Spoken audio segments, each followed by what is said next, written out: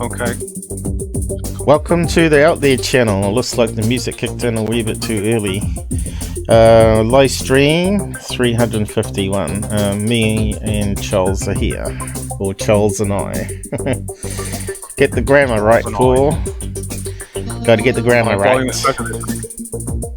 My volume is better tonight. Yeah, I think your volume is good. At least I can hear you over the music now.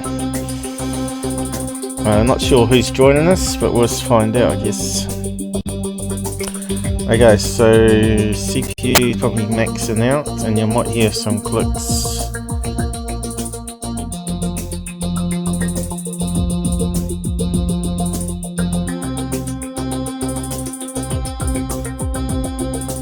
Twitch looks nice and clear. Yeah, I'm just trying to get some speed up now.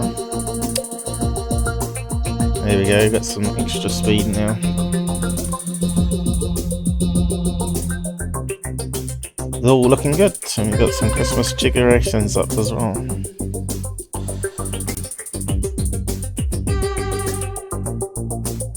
Merry Christmas, everybody. It's not far away. What is it, 2 weeks? Or less? Something like that. Oh, not bollocks. I don't like Christmas. I don't like little crowds, actually. I really hate crowds. I just don't. I feel like feels like claustrophobic when you get into a big crowd. Yeah, yeah. Hello. Fighting over the ball games. Yeah. Hello. Good to be back. I'll be back. You want to sing the intro just to keep up with Gufon? Good to be back. Actually, let's just see if it kicks in. Haven't played it for a while. It's always the slow start. Sometimes it has like a background process. It should be playing. Good to be back. It's quite warm here today. We got 4 on. Good to be back. Hello. No, we've got 3. Yeah, we're just waiting up. 3 watching, cool. I'll just minimize that. Yeah, that's a lot lower in volume. That part of it now, for some reason, I'll probably have to investigate it. Probably another setting that I have to add. The video down was cancelled. Please try again.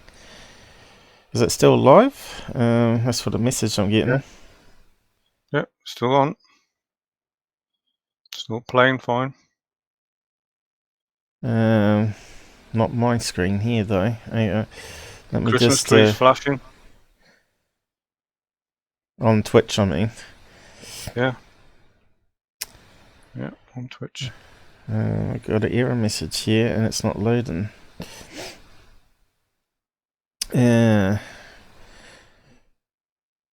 That's the last thing we need. Hopefully it's still working. Now we're down to me and you. 2. Okay. So I'll just top up the welcome message, see if it pops up. Welcome to the OT channel live stream.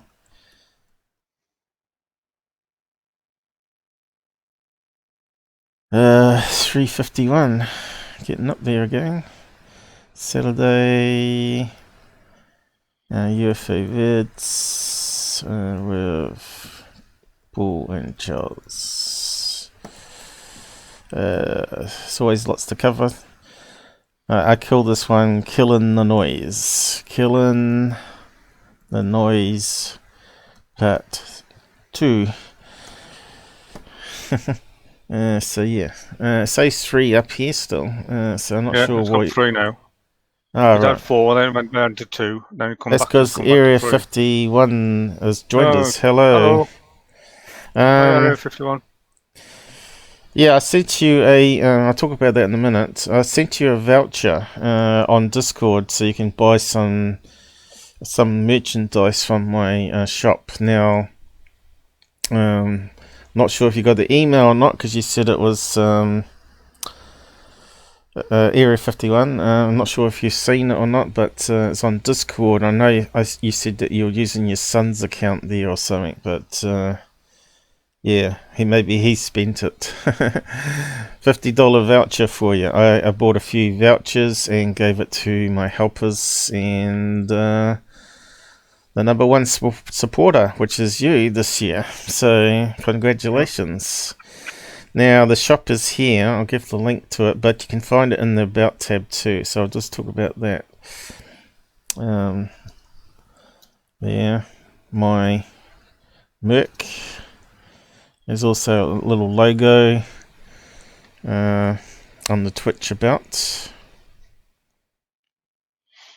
They can click if you're having problems. Twitch now has extra panels on About page bottom. You might be able to see the counter there. So what you can do is I'll just explain my store, but we'll see if we can get it from the About page. Just go over it again before we start the UFO stuff. So the Twitch is coming up here. Stream of a stream probably get. I think it auto starts, doesn't it, on this page? Yeah, I probably have to scale it down, do I? No, it should be small already. What's it doing?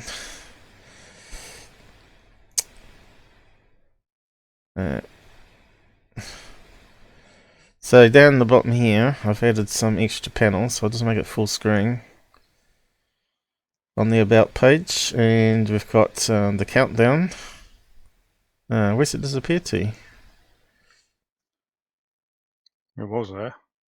That's strange, isn't it? It just simply self-closed again. Try again.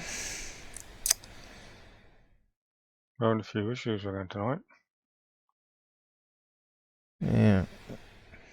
I'm just trying to scroll down. Down here, I've got these panels now, which you're already a monthly subscriber, so thanks for that. You also got the tips link now, you got the logo for that, so if you click on that, it should open up a separate tab to the tips one. Maybe it makes it easier on the mobile, and you know how that works. And scroll down a bit. We've now got Discord linked straight to our community. Make it easier to find us, and our Merc store. And just click on that one there.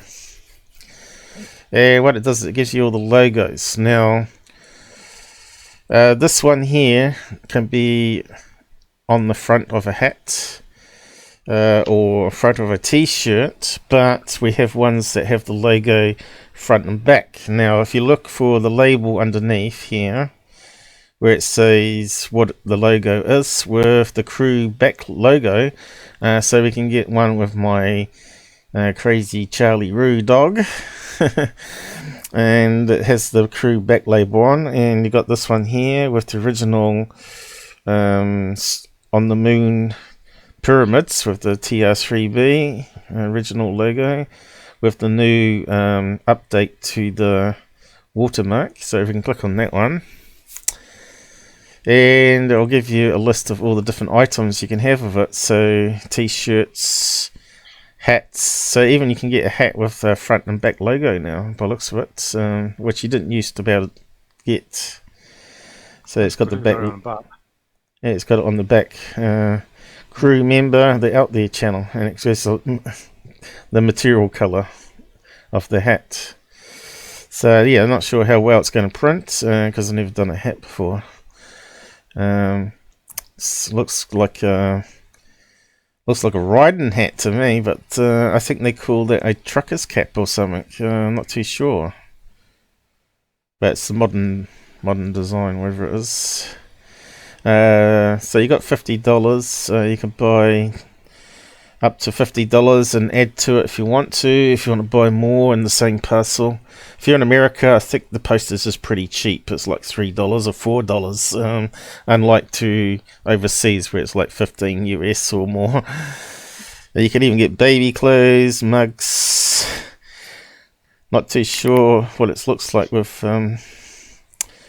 Looks like we've got a problem on your mic again. Yeah, it looks like that can have two logos on it now, which is kind of cool. There's so many stuff I would like to buy, you know, have around the house because it looks so cool. Yeah, that's my first art piece there. It's not too bad, really. And you can buy hoodies, and you can choose different colors in some of them. So yeah, it's quite easy. Just make sure you get one that's got the double logo on, because the extra logo doesn't cost any extra. Well, it shouldn't do. Sometimes they add an extra $1 on, I think it is, for printing ink, I suppose. My very first logo, which really is pretty bad. I'm not sure anyone would want to print that anymore, but I just left it there. The original, or another version of the UFO over the Out Here channel with the YouTube link, which I've probably eventually go. I should replace it with the BitChute link now. Robert was meant to get this one with the back logo, so what he did is he somehow searched it through the menu up here instead by going to the men's, which is not the best way of doing it.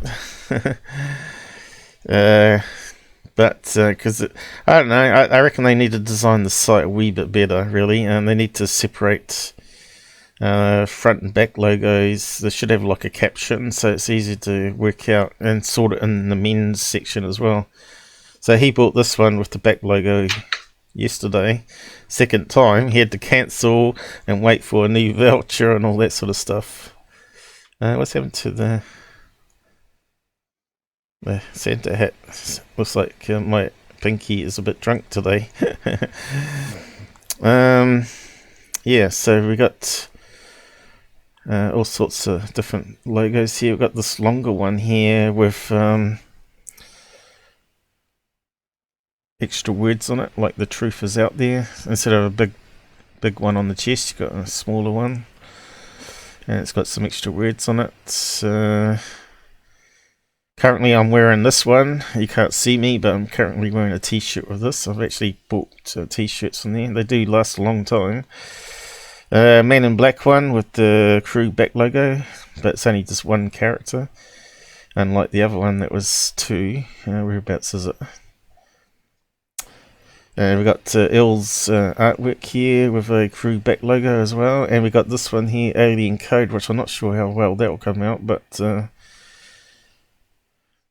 I suppose they can print it. There's the other one with the UFO with the truth in it. Don't use that one very much, but the crew logo's there. Another variation. Then we got Men in Black with no back logo. There's a back logo with that one. Not sure if that's transparent or not, is it? I think it might be. Anyway, if you click on it, it'll give you a look at it. Pick a t-shirt, and yeah, it's a transparent one, I think. Yeah, looks like the cloth's on there. Yeah, that one hasn't got the back logo, so you can see straight away it hasn't got the back logo. This is the front one. Yeah, it says the back logo there though. That's kind of weird. Yeah. You can see a back logo on it, couldn't you? With back logo, but maybe they can't print it on that one. It's on there. Ah, right. It's got two big logos instead of the crew logo, so it's so that one's slightly different. So you can have Men in Black and the Out There channel on the back instead of having crew member. So crew members really for the moderators here. I suppose people like the Black Ops logo though. So yeah, there's lots to choose from here. I think there's like 300 items you can choose from actually. Depending if they can print it on there or not. And you got baby clothes as well, which is kind of crazy. That hoodie looks nice. Yeah, well you got a $50 voucher too, so you can jump in there. See, there's one of those mugs you talk about, travel mugs, is it? Where it keeps the tea hot on the side. Is that the one? $23.99, and it's metal, so it won't break. So that's pretty cool.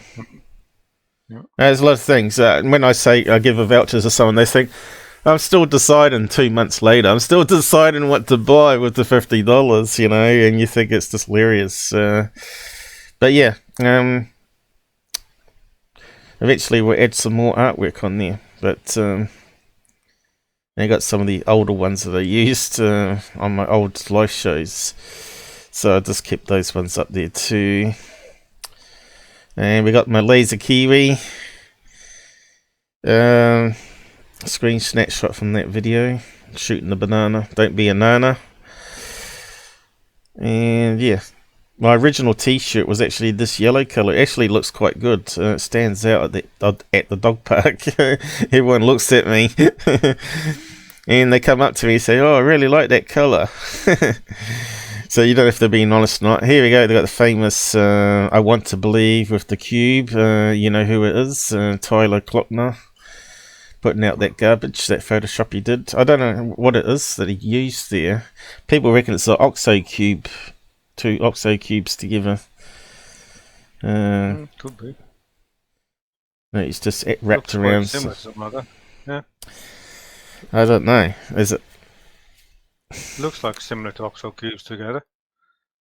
Yeah, but what's the pattern on the outside though? Just like aluminium that sort of glittered, and you just mucked around with it in Photoshop. No, but and they of course are very you got gritty though, aren't they? OXO cubes on the outside. I don't know. I haven't seen one for ages, but I think we got some in the cupboard still. And you got this one here with the Billy Meyer aliens.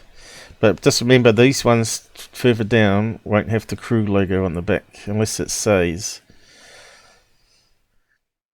So there you go. I think that's what Robert got initially. And I said, "Oh, you forgot to get the one with the back logo on." And I said, "Do you really like that green colour?" It sort of stands out, doesn't it, on any t-shirt. You got 2 men in black, look the same, but look at the logo. One's transparent and one's with the back logo. It should be, unless they've stuffed it up. Let's just see if it's there. The cap. Oh yeah, that's the outlet one. It should say back logo or back crew logo. That's right. It says two terminologies. It's kind of confusing. So there should be another one with crew logo. So let's have a look. That's just front. That's one with 2 logos. And is there another Man in Black one here? Yep, there is. So what's that one say? Where's the back crew logo? Here we go. So click on that one. And now if we click the t-shirt, it should have that one on the back. Looks kind of cool. Alright. It'll look good on a black t-shirt, I reckon. But anyway, hoodies are pretty good. You got 3 good brands to choose from. So, yeah, enough on the Merc store. It's getting better. So when you check out or ask for a coupon and you enter the coupon, and it will deduct $50 or whatever your cost is on the Merc store. And if there's any leftover, you can reuse the coupon for the leftover next time you order again as well, which is pretty cool. So yeah, just close that down now. What's the next thing I was going to talk about? Oh, right. Charles did a thing for us yesterday to add chapters onto our episodes. Google, as you know, now have chapters on videos with a special panel that comes up. So if we go to videos and find the last video,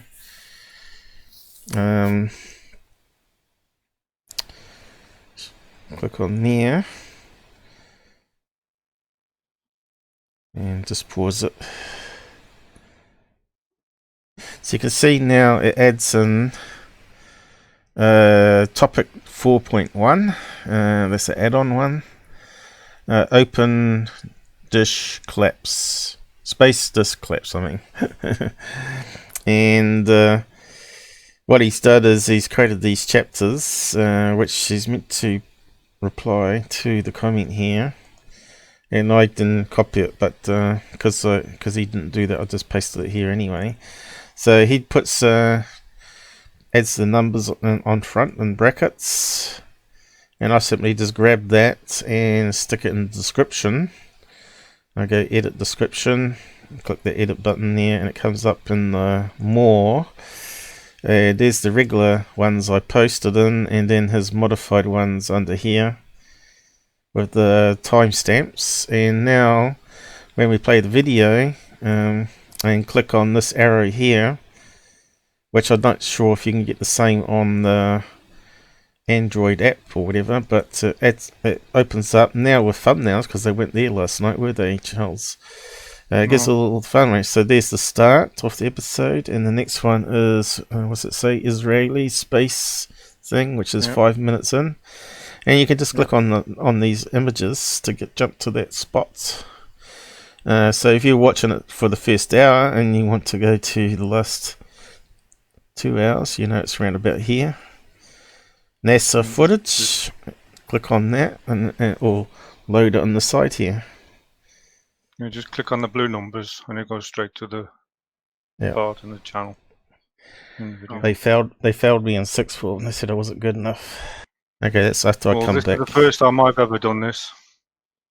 Yeah, so all the previous ones need to be done though, and that Susan hasn't been doing.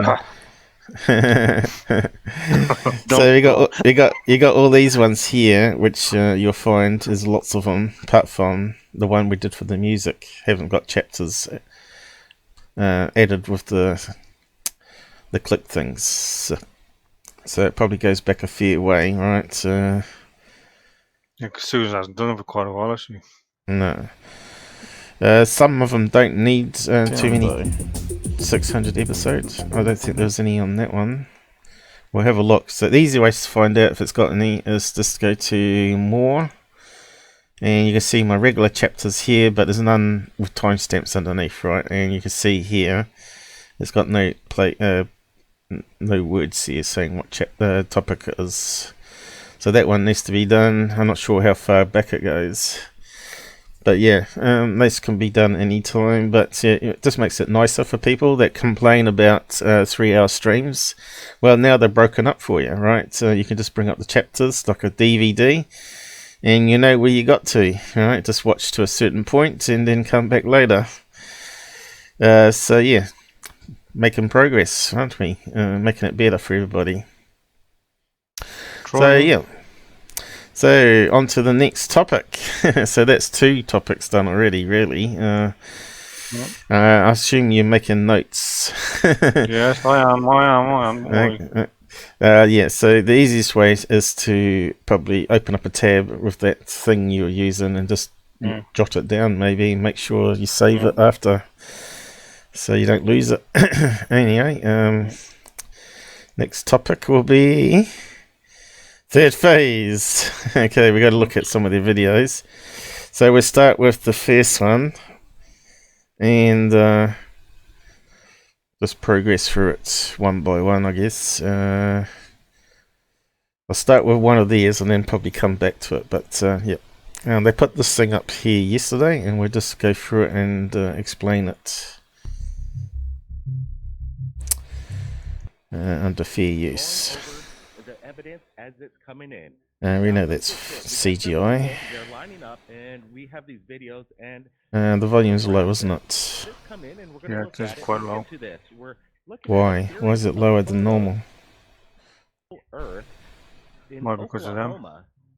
Sonny reached Let me out. just He play said, around with the "Rather mixer odd," here. and we're looking at it, and I'm kind of scratching my head exactly what we're looking at. Let's get to it right now. Let's get in Dr. J from Dr. J Radio Live. I just sent you these Is that Google better? photos. What's your thoughts It's on this, better. Dr. J?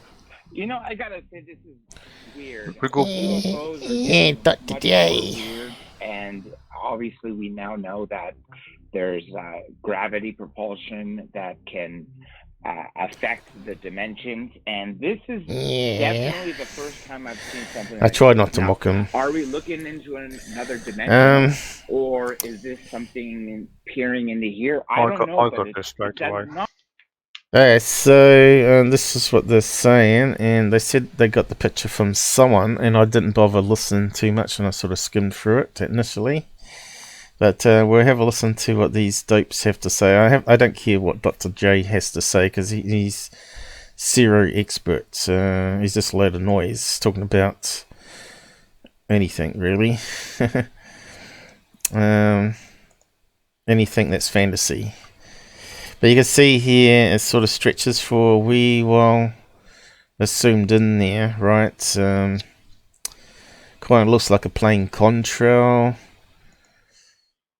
Have they got the plasmic, kind of a unique characteristic. How large is this? How high is it in the sky? Is this in the stratosphere? So we don't know if that's over the image or behind the power lines there. It's a bit hard to tell, because as you know, with overexposure and roll and shutter, things can appear over wires and also behind wires.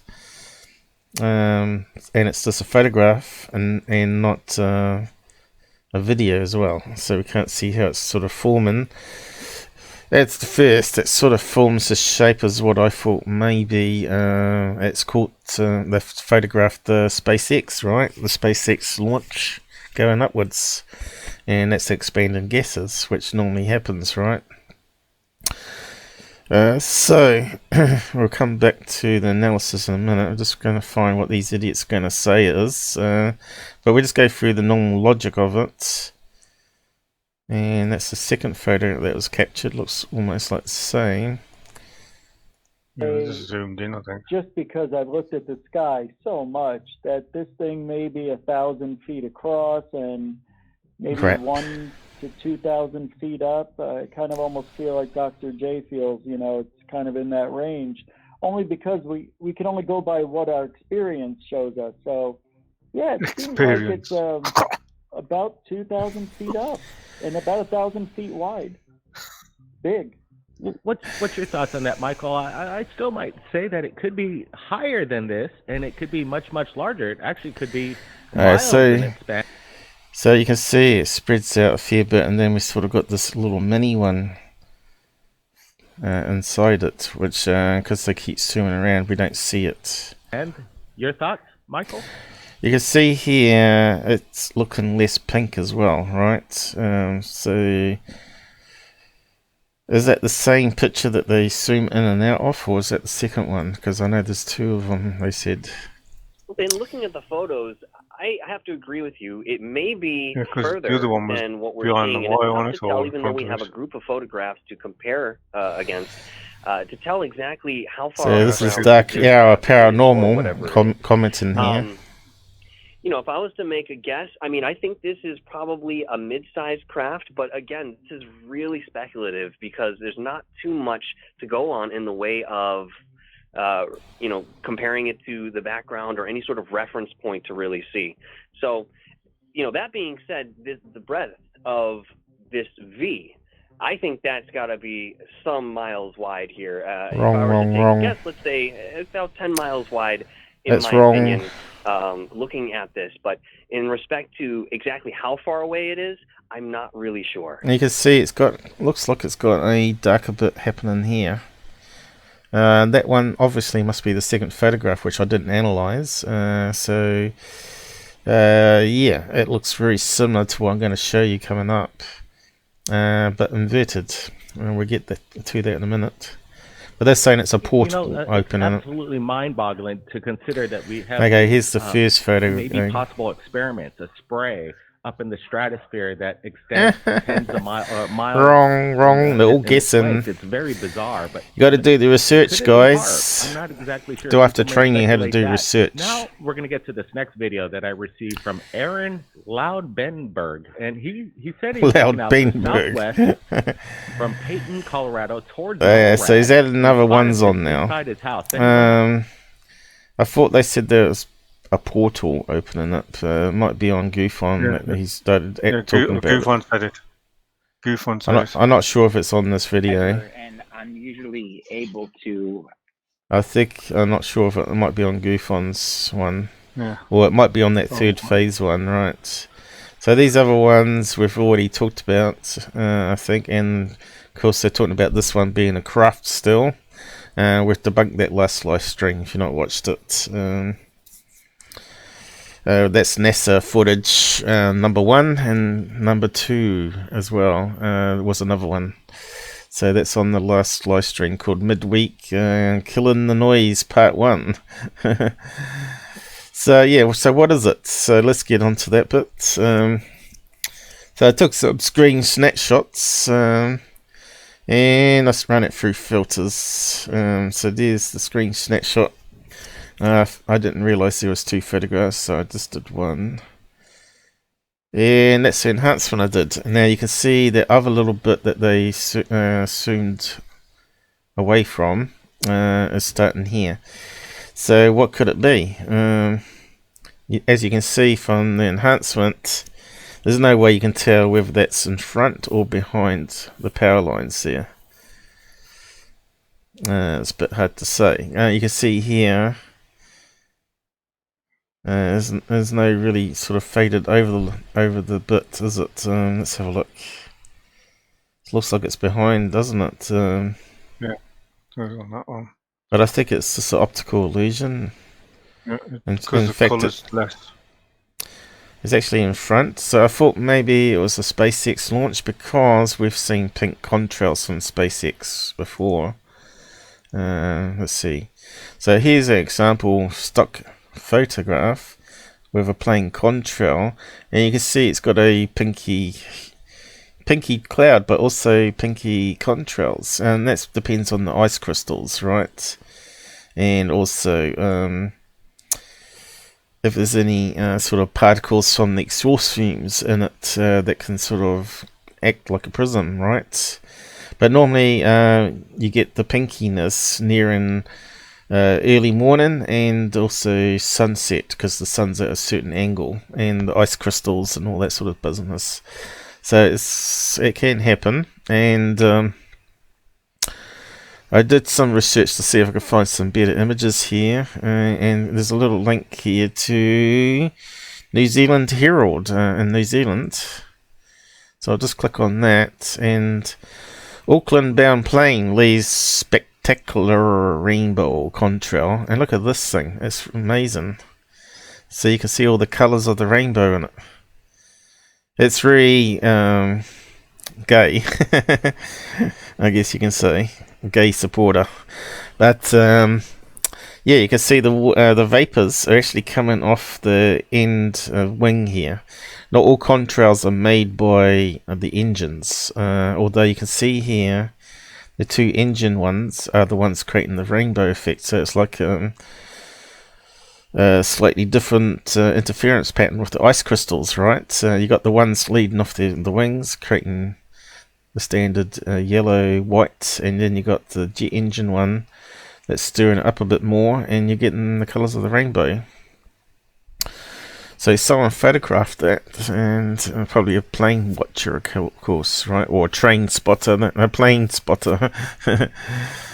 Okay, so it's to do with ice crystals, and here's another one someone else took at different filter on the camera, maybe. It probably says there in the blurb. So you can see that contrails can be multiple colours, so there's no mystery there whatsoever. So that's the first thing you look at. You look at the science of it.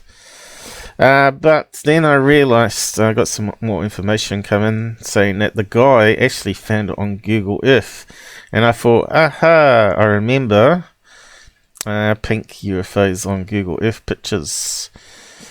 And so I found HuffPost had posted an article about it. Hey, we got Crazy with us now. Area 51, is he gone? I hope he listened to my... He pops out, pops back. Yeah, hopefully he listened to about the Merc voucher that he's got in Discord. Okay, pink UFOs show up on Texas and New Mexico Google Street Views. In fact, they appear all over the world now. It's just people were a bit slow detecting them. So here's one of these pink UFOs. Now, it looks very similar to what we were seeing before, right? I wonder if we can save that and put it through the editor and see if it expands. But it's up the other way, right? So I think maybe we're looking at a camera artifact rather than a SpaceX contrail. So let's just save that and run it through filters to see if it has that same triangle shape to it. But I think that's it. It's to do with the special camera that Google's got, and it's like a spinning dome on top of the car, right? And it's creating a 360 view all the time. 10,000 images, isn't it? It takes as it's moving along every minute or something crazy like that, and then they stitch it all together, the best ones, and you got HD panoramic view, of course. So let's just save that and just run it quickly through the editor. And of course, Scott Brando spotted all these and started saying the UFOs and misleading people, right? So I've got my folder here ready to go this time. Right, that was the snapshot of the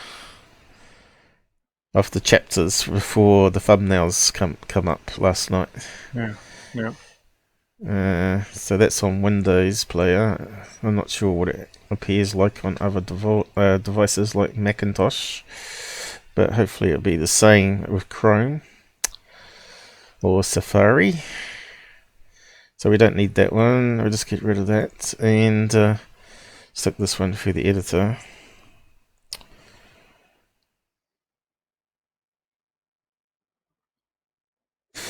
So hopefully there won't be too much noise. The dogs are quiet at the moment. My sister's visiting with 4 dogs, and Charlie's a bit put out again because he's not number 1 anymore. He's an older dog, and the younger dogs like to be alpha males. My bird's next door with the missus. Is that why I can't hear him? He's not watching. He's not debunking with us, Kendo. No. Yeah, let's put the color curves on it and see if we can enhance the picture a bit better. So we want my eyes watering a bit. Flip to the hay fever season. Yeah. It's not quite the same, is it? But still, it is. So have they changed the camera on the car lately, where you got new images popping up? Doesn't seem to be showing any contra really, or lens flare, like the other one is. So is it slightly different? Could it still be SpaceX? It's possible, I guess. Just seems to be stuck there, doesn't it? On the picture. Yeah, it doesn't seem to have the same full thing, right? Yeah. And the V shape, but it does sort of have it. So I just wonder if they've changed the cameras to a new model, right? And now it's inverting it in the mirror system, because as you know, depending how it's designed, they can flip the image upside down, then recorrect it in software, right? And so the lens flare will be the other way now instead of this way. It may be slightly different shape. So yeah, as you can see, we can't get that triangle shape really. Would the weather conditions alter that? Yeah, I think maybe the brightness of the sun could affect it, but there is some sort of shape happening here. Look, it's not so defined. It's just a matter of finding the right filter, I guess. So you can see here, it does sort of have a shape coming down this side. Right, might be just maybe the car was turning and the angle of the sun was different. I suppose you can search online and see if you can find some other ones, but yeah, you can see it's not as bright as the other ones, so maybe that's the difference. But yeah, I just wanted to see if we could see the same shape. But I think if you inverted it around the other way, so let's have a look at the Google camera. What do we got? A couple of times I've gone outside under the stars and had a deep thought. Lights have appeared and moved across the sky. One time there was two next to each other that went right over me. Crazy, or maybe something real. Lights can appear in the sky, I guess, from all sorts of things, like LED balloons that may have gone out and then flickered back on for some reason. You know, how as they go higher, it gets colder, and as cold affects batteries, right? It saps the energy. You ever had one of those early morning car battery problems? You'll know about it, and you just warm it up, and you'll find you get the voltage, bit more voltage going, and the car will start. Yeah. You may have seen it on one of those gold mining shows where they're in Alaska and they can't start up the tractor, so they just heat up the battery and then it starts up, right? Yeah, it's quite funny how the cold can affect things. But if you think about it, if you get the liquid inside, which is water, frozen in the battery, it shorts out the cells, right? And that changes the voltage. So it happens with cell batteries too. If coldness can affect it, the flow of electrons. So yeah, they can flicker off and on, and also, of course, you got Chinese lanterns can flicker off and on as well. Like it can dim right down, and then suddenly it can burst back into life again. Depending if it's on an angle as it's drifting with the wind.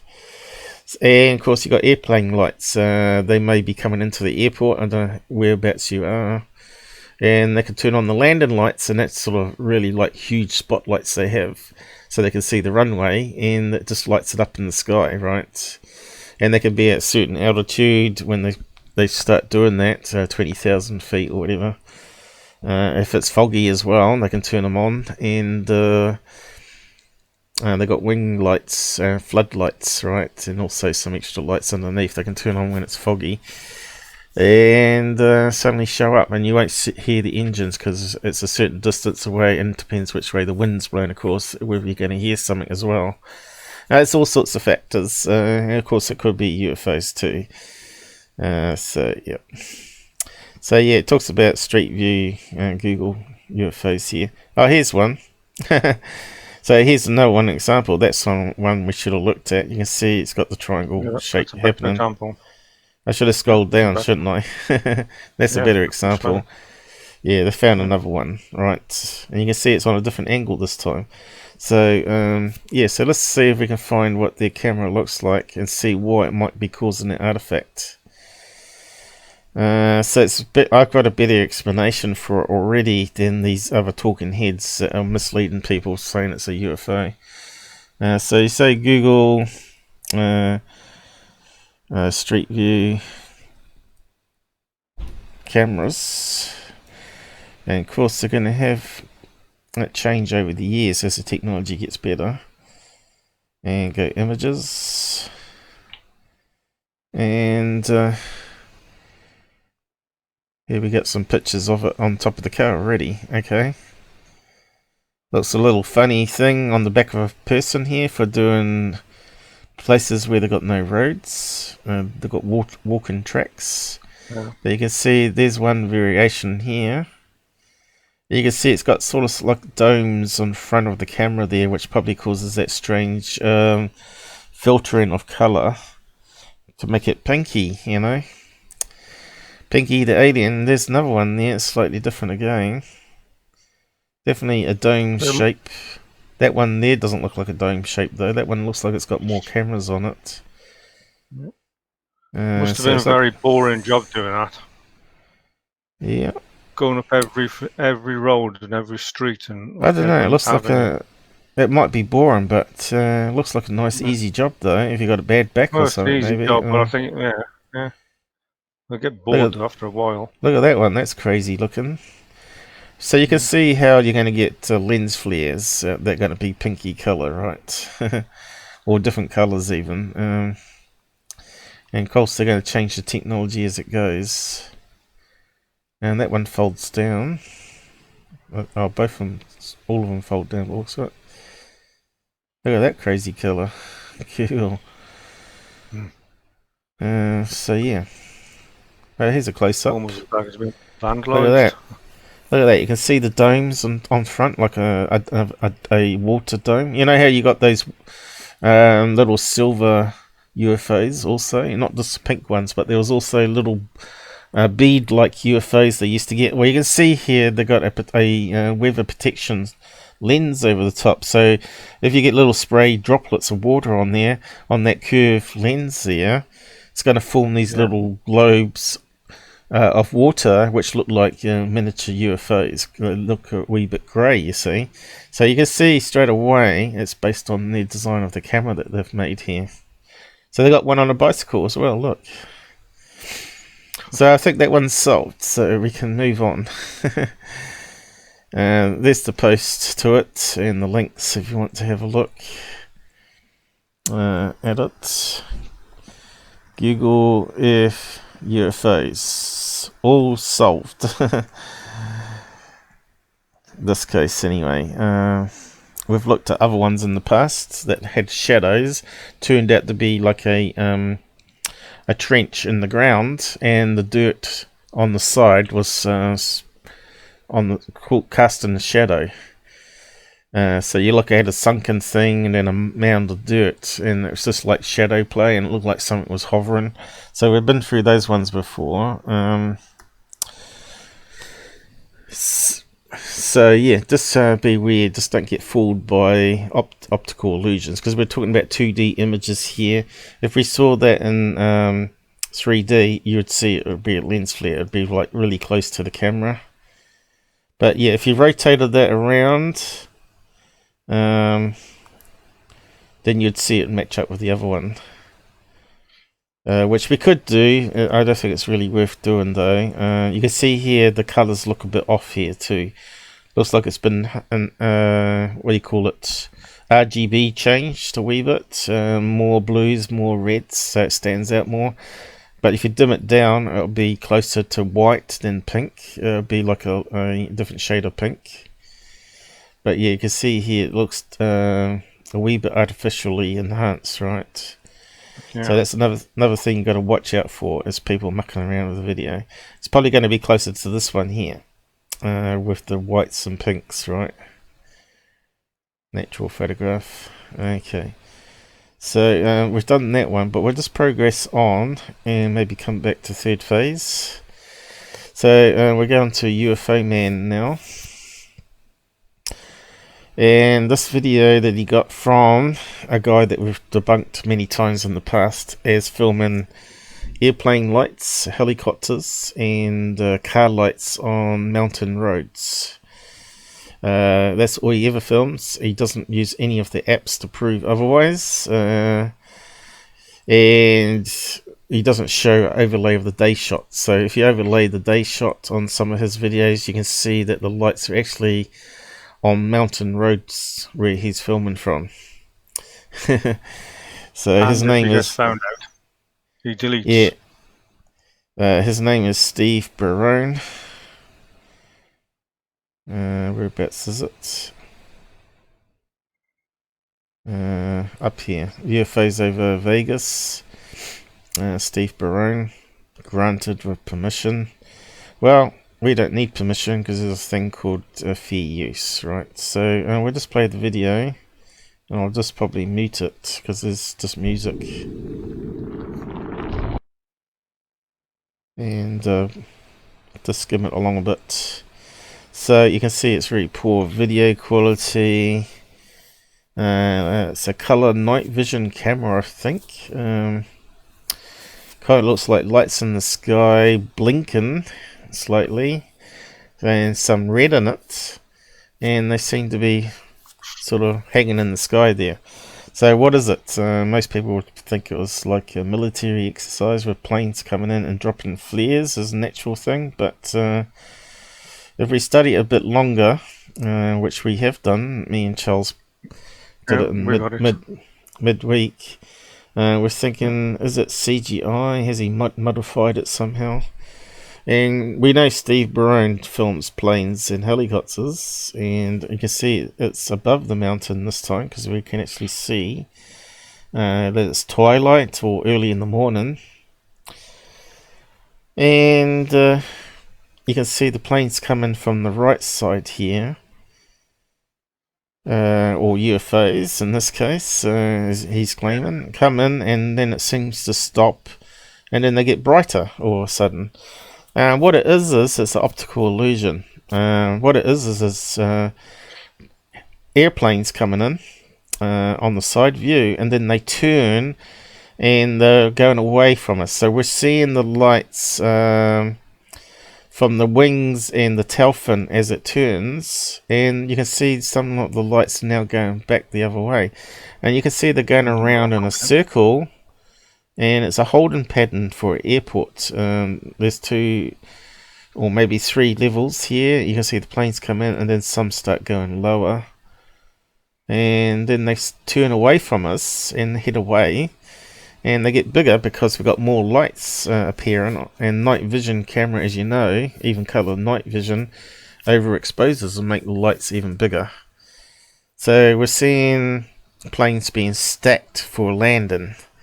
There may be like a hold up at the airport. Maybe there was some sort of bomb scare. It may have been the top. We don't know when this was filmed. It may have been when there was that Las Vegas shooter, and they may have been keeping a circle in a while there, while they made sure that it was safe. Well, the airport could have been just busy at that time. Or if the airport gets close, of course, they'll say move on to the next airport, which probably be Reno, or if it's called the next city over or whatever. So yeah, basically planes just flying around in a circle at different heights. Some go lower, some go middle, some go higher, and just keep rotating around. And of course, you can see how misleading UFOman is by calling just keep doing that till it's their turn to come in then. Yeah, Red Rock Canyon, Nevada, alleged. He always uses that word alleged because he thinks it's a safeguard. Tall white group of anti-gravity vehicles. Didn't call them UFOs this time. And of course he links it straight to his YouTube channel. So if we click on there and go to the source, you see it just takes us to the video tab and home tab. It doesn't even take us to the video tab and starts playing it. Video on that page. This guy is one of the worst. So this guy is a con man. I don't think he is a wee bit blinded by seeing a personal UFO sighting and sees UFOs everywhere. He must know these are planes, because as you know, you can just download the app on your smartphone, hold it up to the sky, and it will overlay the plane number as it's coming in to land, based on GPS and how far away you are. You just have to install flight radar on 24. And of course you've got an error message there. I'm just going to correct that.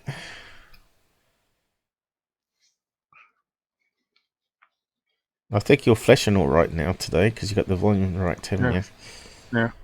Yeah, it's looking like it's flashing. So yeah, you can see here he doesn't use thumbnails of what's in the video because it's boring lights every time. No silver UFO hanging over Vegas, and it's funny how out of millions of people, only one person ever films them. I'm pretty sure there's probably a few security cameras in that place, and also that most of them are probably using low illumination now, so they don't have to have those big bright red infrared LEDs around the outside that gives away the camera location. And of course the Sony CMOS chip is pretty decent, and it can do so you can see starlight now, you know, without having any problem of using thousands of dollars of specialized equipment, right? So this guy, the fact, Paul, that he speeds a lot of the crafts up as well, the airplanes, and he drowns them out with music or for the videos. Yeah, he's always playing dramatic music. But he's actually deleted a few videos here that I have debunked in the past, I think. 4 years ago, right? Let's just have a look how long this guy's been around for. He's got his picture up there. What's it say here? So he started 4 years before me. And he's almost had 800,000 views, which is pretty low. For how many years? 8 years? Same as... well, not Tyler, but some of the UFO people out there that have got millions of views already. I think UFO Proof has got like 3 million views. But yeah, we know about UFO Proof as well. He's a fraud and a felon. So we got some playlists on him too. So yeah, we'll move on. That's UFOman and that new video that he's just put up. I'm not sure if he's put anything else up. Let's just have a quick look, I suppose. Go back to his page. I haven't had a look, so I don't know. Yeah, it takes a wee while to load it for some reason. Google's got slower videos. He seems to put up that 3 a day, doesn't he? He's still growing in subs though. 32,000 subs already. Yeah, he's put up another one. Alleged. Here you go. There's the alleged again. Cattle abduction cow. I suppose we haven't got... let's have a look at this garbage. I don't know what it says. Drop through the what? Roof of... Drop through the barn. By UFO, right? It's saying it's UFO. Yeah.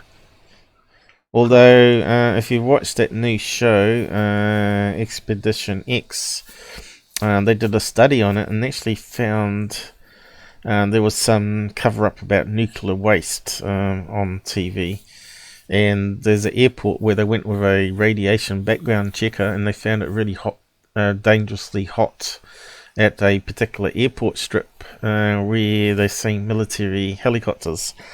So they reckon the government or military are covering up some nuclear leak and haven't told the government maybe, and they're just checking on the background because it's gone into the water supply there what the cows are drinking, and they're just stealing cattle and checking their organs, the mouth and stomach and whatnot, and seeing if there's any signs of radiation which is going to go into the population, because that would hurt the industry, wouldn't it?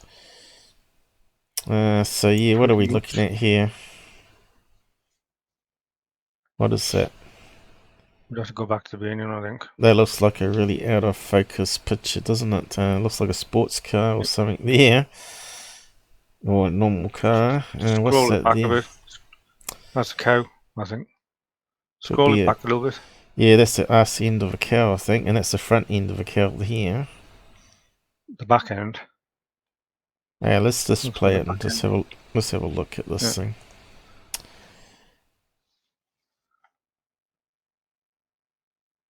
Oh, so it is the back end of the cow. Okay, there's a light going there. And something falls through the roof, is it? Maybe something collapsed. I don't see any UFO apart from this light, which could be a farmer walking around with a torch. Yeah. Maybe the cows dropped through the roof. Yeah, I don't know. I didn't see any cow drop through the roof, did you? I could see the cow here fell over. Yeah. Something like the roof collapsed, was it? Yeah. Yeah, it looks like it fell over. Could it be a tornado? Like, that's a farm camp. Look, someone walking there. Someone's walking around the car. Farmer. And that might be a tractor with a light on it. Oh no, that's another person. I think it's another person walking with a torch, right? Yep. So they're saying that's a UFO. And the cow's on top of that rail. The cow's stuck. It fell over. I think the gust of wind knocked it over. But is it a gust of wind? I think the roof just collapsed, and all that flying around is just debris, right? Like you see on ghost videos when you get dust. Area 51's back. Did you listen to me about the voucher and the Merc store? You might need to go scroll back and see that. But anyway, Discord. It's on Discord. In your direct messages, of course, because it can't be public, because everybody would use your code otherwise. So yeah, I just think part of the roof collapsed in here, and all this flying around is just either dust and some bugs, and it could be flies. They're normally around cows. And the light going around the outside is just this person walking with a torch, and of course straight away this guy's claiming it's UFO. Total bullshit. I should be putting up this here. I should be using this a bit more, shouldn't I? I suppose the farmer's the alien with the light going around, is it? That's the flashing light off the UFO. Layer. I should do this more often, because I did do this. The UFO man is a liar. Nonsense. Fraud. Nonsense. Fraud. We got two frauds. Fraud 1. Yes. Yeah, he's all those, isn't he? Fraud. Yep. He's BS. It's making a funny click sound. Bullshit. Here we go. And he's a myth maker. Doesn't even know what he's looking at. And he's also debunked or busted. Yeah, he's he's busted as well. Yeah. And he's false. And of course we could have done that with third phase as well. And he's debunked. Bang! Smack over the top. So I should be using that a bit more, but I forgot about it. So yeah. Good to do that on everyone. Yeah, I should do it on everyone. Bit late for doing third phase, but we can go back to their screen. We can carry on from now, anyway. Yeah, their major one dream team is bullshit. And they're debunked by the dumbest man in the world, apparently, according to Gufon. and they're big frauds. Yeah, and the big frauds. Fraud 2. Let's have a look at that one. Fraud. Yeah, they got a different stamp for that one. Fraud. Isn't that fun? That's why I did that. So we're coming back to them. We've got some more to look at there, I think. We'll just check it, just make sure later. So UFO man, we're done with. We'll just move on. Alright, just talk about this other stuff there. So I didn't realise, but apparently not all lasers are safe for the eyes with infrared. Issues with green laser pointers, apparently. So you got to be careful of those ones. So I've just played a clip of this 641,000 subscribers. Britannica. Not too sure how safe it is. But we'll just play a clip into fair use and just give you the link to it. Hi, in this video we'll take a closer look on green laser pointers. They have become... Okay, so he sounds very Swedish or something, is it? Yeah, it's a little bit loud as well. It's very loud. I'll turn it back down. Yeah. Which one was it now? It's only a touch. I'm so cheap that lots of people now own... I'll just put it back to normal. How about that? Own them, but may not be aware of a major safety issue with the cheap ones. To save costs, an important component to filter out invisible infrared laser radiation may be missing in your laser. I will test my green lasers for this, and even test if the mighty Hercules has this issue. So this is a special laser, which obviously is banned in New Zealand, and the torch as well. You can get a torch that can start the fire. You know, you can wrap up a bit of paper and aim the torch or laser at it, and it sets on fire. So it's a good survival tool, but you won't be able to use it in New Zealand if there's an earthquake or something, and you got no power. Power both green and infrared beams. I cringe at the price of these, but my eyes, my vision is worth a lot more to me. Yeah, that's right. It may be a surprise to most that green lasers can emit infrared radiation too. Why would they do this? Aren't lasers supposed to be monochromatic, tightly centered around one wavelength, 532 nanometers in the case of the common green lasers? Yeah, but they use Actually, LEDs. all the radiation from such a laser starts as infrared. Inside it is a powerful infrared 808 nanometers laser that is converted to 1064 nanometers infrared, which is then converted to the visible 532 nanometers green. The crystals aren't 100% efficient at converting the infrared. A textbook design therefore has a filter that blocks the remaining infrared but lets the visible laser light through.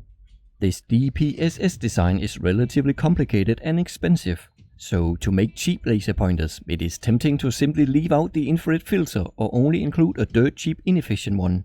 I want to see what they did with my green lasers, but how can I tell if the... Okay, so I've got one of these, but they're not 5-watt ones. My one's like a 1-watt one, because we only allowed 1 watt in New Zealand now. Which goes to about 500 meters, I think. But the 5-watt used to go for a long time, long range, that they use it on gun sights, of course. So yeah, let's see. It's just going on about infrared, and he's putting it through a filter, so you can see the red dot as well, and like so. Kind of clever, isn't it? Danger, bad for the eyes.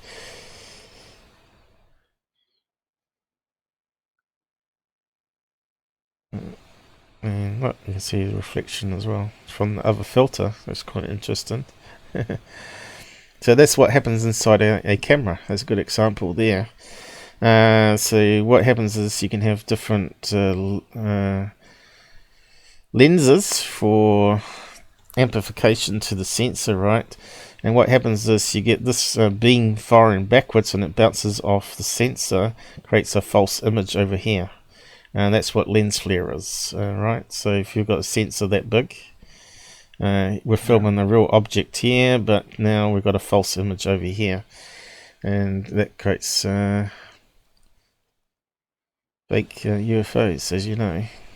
So I'll just post that link to that Dangers of Green Laser, which I thought would be good to put on here and promote the guy that's checking out this stuff for your safety. Danger of green lasers. I know some people get drunk and play around with these things outside and shine it at people's faces. And you know that that's what happened with the rioters. So they're shining it into cops' eyes and damaging the eyes, and that's exactly why. And they used to do at football grounds as well. Yeah. That's stupid, isn't it? Yep. Yeah, you don't want eyesight like I've got, but mine's a different problem. But if you go outside and you're not wearing sun protection, UV, especially down under, you will burn out your retina, pretty much. So yeah, just finish. I know in the UK they were shining them in football grounds at the players, the goalkeepers and that as well. Yeah. Put them off. Actually, that was meant to be after this one, but it doesn't matter. Now we're talking about not the monoliths again, but Mary's UFO that's put on this one. So we'll just see if we can sort of debunk this one too from Gufon, because it's absolutely garbage, right? He's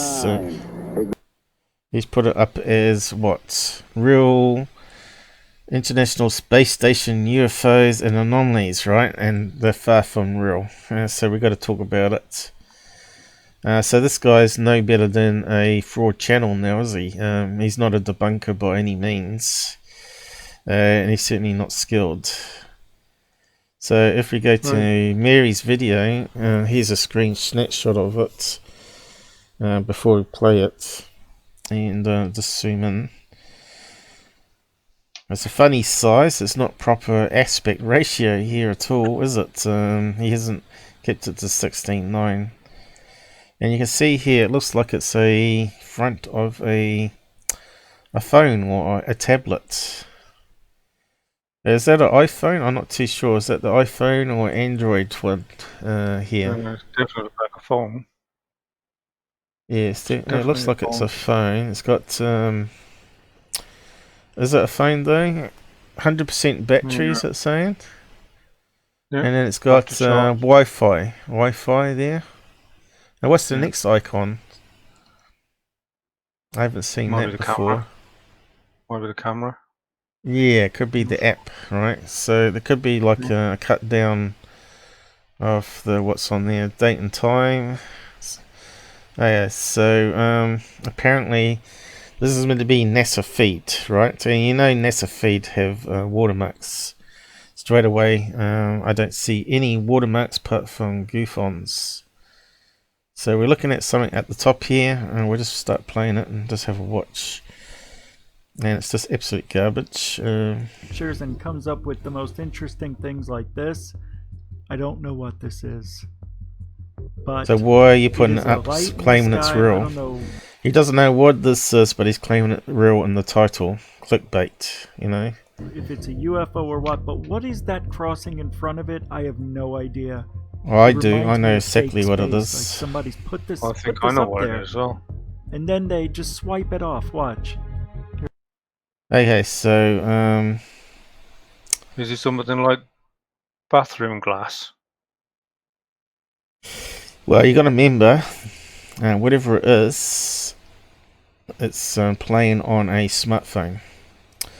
Yeah. So they're watching a video, but also got something else, like some sort of add-on app that can run on top. Yeah. So whatever she's filming here, I don't think it's in outer space even, because I can't see no logo, got no proof. She could be just filming a street light here, as far as I can see. But what's over top, well, we'll zoom in as we're listening, and here it comes. See? They shut it down. Watch it again. Here comes. You can even see a cursor, I think. It does look like bathroom glass to me. This next or video, possibly cloud. This is like this. Not that uncommon, but it's interesting. If you look in the top left, you can see a rainbow, but it's really just... Okay, so the first one's finished already, right? There's no different colors in it. It is a Let's go back and watch it again. I don't know if it's a UFO or what, but what is that crossing in front of it? I have no idea. That could be like cloud? Me of fake space. Like somebody's put this up there, and then they just swipe it off. Watch. Here it comes. Cloud passing the sun, isn't it? That's what it is, isn't They it? shut it down. Watch it again. Yeah, could be, yeah. Yeah. You can even see And the cursor, the added the filter on that changes, cool. gets rid of the color, next right? Video. Well, it could be a moon. This It could be a moon. Not that. What is that crossing in front of it? Yeah. So what is it crossing in front? That looks like a cloud when you zoom in properly, mate, and have a look at it. See, it looks like the outline of a cloud passing the moon at night time. Yeah. I don't think it's in outer space at all. There's no proof. So that could be stars. It could be something else on the screen here. I reckon she's turned down the contrast or something, right? Let's grab the screen and see if we can amp it up. I initially thought maybe it was like frosty glass, like you're saying, some special effect. But I think it's a lot simpler than that. It's just been mucked around with the filters, you know how we do up here. Actually, instead of just doing that, we might just play around the filter with this thing here, right? So you may have turned the contrast right down, or brightness, like that. But obviously we can't undo it with this tool, I don't think. Invert doesn't seem to help. The special sepia, whatever it's called, which makes it sort of orange, sometimes makes it stand out a bit better.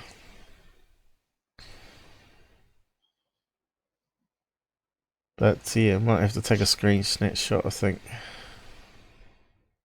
We'll just play it with that and just have a quick look. I have no idea. It reminds me of fake space, like somebody. Okay, you can see stars here, is it? Okay, let's go just back. Swipe it off. Watch. Here it comes. See? Where's the cursor gone? Yeah, because them dots ain't moving, are they? Let's have a look. Yeah, it could be like stars. Yeah.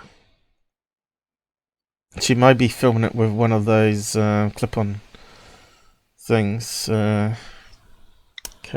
There's a light in the sky. I don't know if it's a UFO or what, but what Clouds is that passing crossing in front of it? I have no idea.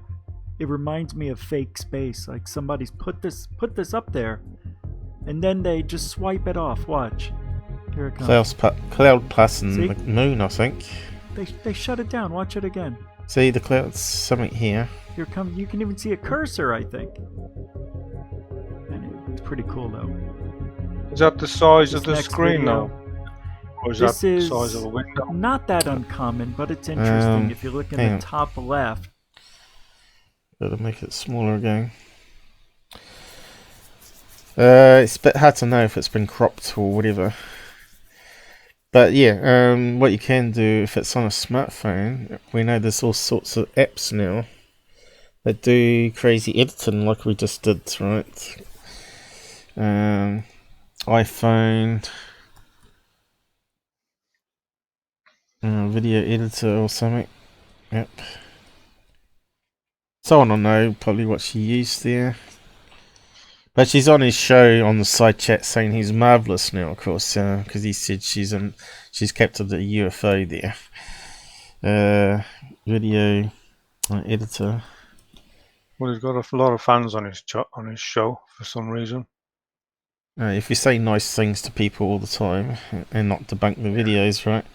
So apps for iPhone, you got iMovie, Video Shop, Splice, that sounds interesting. InShot, video editor, quick, you know. So you can do all that on the phone now. Okay, so what else we got? UFO Maker. Let's see if this comes up. iPhone UFO Maker. Video camera on App Store. There you go. UFO video camera. Does it make it? Does it edit, or does it actually meant to be? There you go. Outer space. Looks very similar to a bright light. So maybe it can create a fake one with stars, right? And then you could just muck around on the editor after, make it darker. So maybe it overlays it on top of a cloud rather than the other way around. Brightness. Yeah, make triangle UFOs. Because, yeah, we want to see who actually filming this thing in real time. You know, this is why you have two cameras set. You have one on tripod of you filming a UFO, and that really proves that you're there filming it. Makes it really hard to fake it, you know, with software and stuff. Alien Sky, there's another one. There's probably quite a few. Alien Maker on App Store. Augmented reality there. Era 51 UFO flying a prank. So it could be anything like this. Flying saucers. Yeah. There you go. Makes more credible UFOs. A blob in the sky, which is we're just seeing with the sun, right? That looks like a lens flare one. A white blob.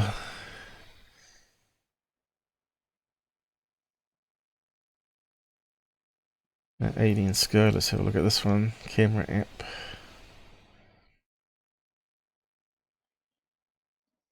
Alright. So what's it doing there? Making... Looks like a special effect there, doesn't it? Looks like broken glass, like a bullet hole or something. So it could be anything like that. So you could be filming this and putting another filter over the portal. A portal in space, I suppose, is it? Yeah, probably. Let's see. Let's see. A broken glass effect. Broken glass effect. Even though it looks like clouds as well. Effect. And because we want one that scrolls, if there's one. Is it dangerous to use iPhone or cracked screen? Add a broken glass effect to your photo online. So she could have done that. But something like that, scrolling along, you know what I mean? Yeah. Give that effect as well. Something like that, you know, if you're scrolling along. It's going to look like the edge of clouds. You know, we saw some white bits in it, didn't we? Let's just go back to it. Not that one. Turn that off. Reset. Why does it not come up? Okay. Let's just have a quick look. We're going to get a screen snapshot. So which one's a good one to look at? Still looks like it could be a moon or sun that's got some color filter and add-on. I don't know what this is, but it is a light in the sky. I don't know if it's a UFO or what, but what is that cross? He's not really good at figuring out stuff, is he? Okay, we could grab that. Doesn't it? So it could be the moon. Moon with clouds passing in front or some screen effect. What do you think out there on the side? Where are you still all tonight? Alright, that's you posting. We're here. We're always here. There's always stuff to look at, right? And figure out, because these guys are just trying to hoodwink people for views, clicks, and money. Which is unfortunate. So we'll just grab a chunk of it here and stick it through the editor. So it could be like some screensaver that puts a cracked glass on the screen that just scrolls along all the time. Like you're traveling along. There's all sorts of things, possibilities here. Be good to know what she's done there. She's done something sneaky anyway. Hoaxer. So not all hoaxers are men. And females are just as bad. Well, I suppose he's probably got a link to a site, has he? Can't see it. Patrons up. Just Gufon. And okay, let's have a look at while we're here, I'm just interested in his Patreon. Haven't bothered looking before. How many people was donating to a moving hunt? Well, we know one person who donates all the while.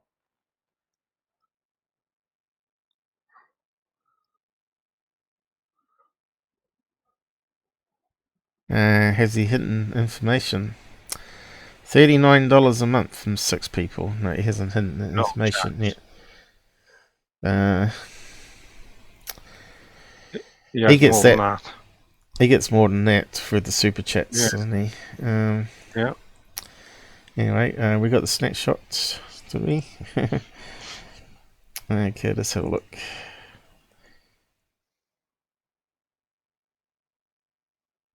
Open with.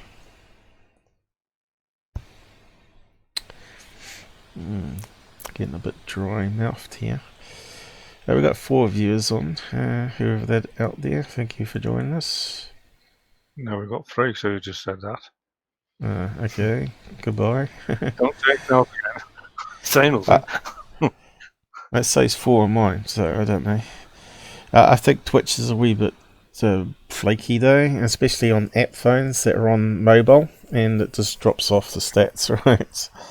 There is someone new. Tommy T is with us. $39 a month. He's making more. I'm getting $5 a month, and I think that's from Robert. But yeah, I've just given him a voucher for $50 for the Merc store and various other helpers, and Era 51 got one because he was the #1 supporter this year, and hopefully we can grow next year and have another giveaway. So we'll just up that up a bit. Okay, so can we possibly enhance this any more than the real-time one? I don't know. Let's have a look. Brightness, we could try that, the default one. And it's not really showing anything there, is it? Is it clouds or is it a broken glass filter? It's a bit hard to tell. So, does it mean maybe the rest of the image here doesn't exist? Right, this might be just a bit that's playing the video over and over again, rotating around, and the rest of the screen looks very suspect because you would expect to see, even if that's faded, the broken glass effect or clouds, right? So this is where we do analysis to see how these people are trying to fool us. And straight away,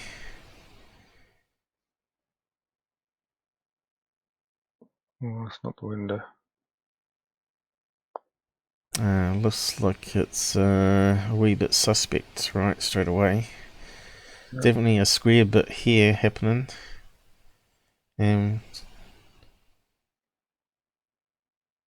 Something's not right with this image, is there?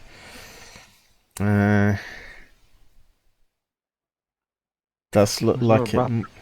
Looks like it might be a square bit up here, yep, and the rest of it is blank.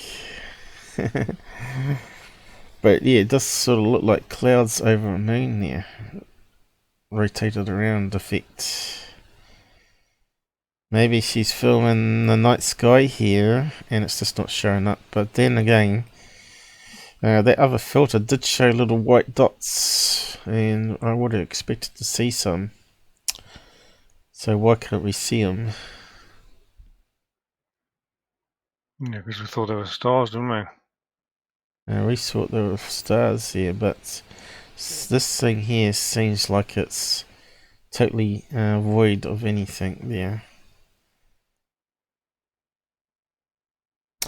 So, almost tells me that the video is actually just that chunk of screen here, perhaps, you know, like, and the rest of it doesn't matter.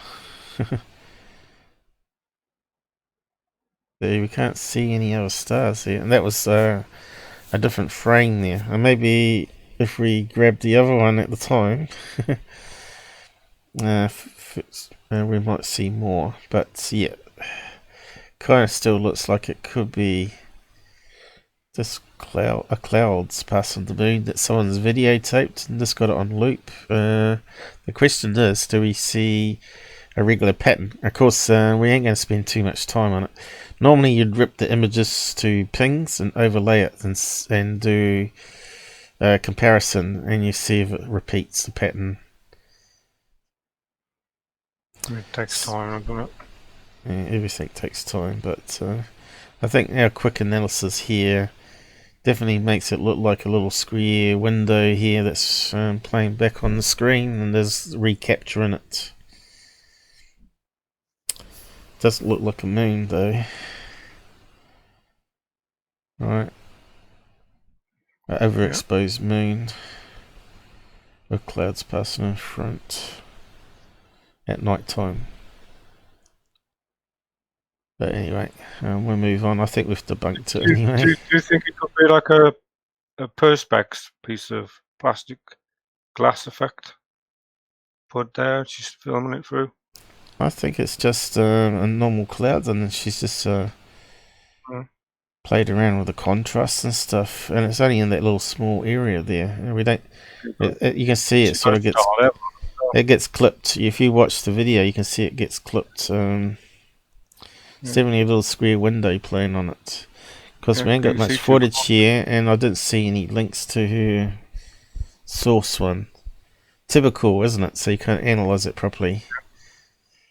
We don't know if he's mucked around in the editor. Maybe this is a portrait phone this direction, and we don't know. He's zoomed in, and it's just a little dot in the sky. Somebody's done something in funny. Front of it, I have no idea. Who looks at the International Space Station's videos? You can see here, it definitely looks like a little box. You can see it's breaking off. I don't know what this is. It breaks off at the edge, right? It is a light in the sky. I don't know if it's a UFO or what, but what is that crossing in front of it? I have no idea. It reminds me of fake space, like somebody's put this. It does look like glass, a bullet cracked glass Why? that's playing over and over the top, though. I must admit. See?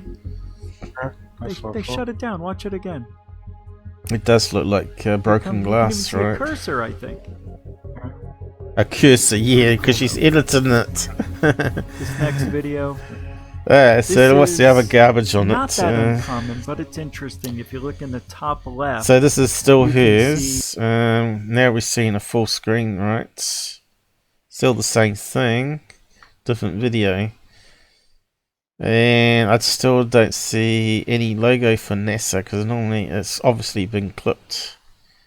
So yeah, it should be a watermark in the corner. It's probably illegal not to have the watermark, surely. Anyway, what we're watching here looks just like clouds and sun illuminating it in places. Looks like a storm cloud of some kind. And of course you're going to have ice crystals that are going to make different colours, like we just showed at the very start of the live stream, right? Like a rainbow, yeah. A rainbow? But it's really just...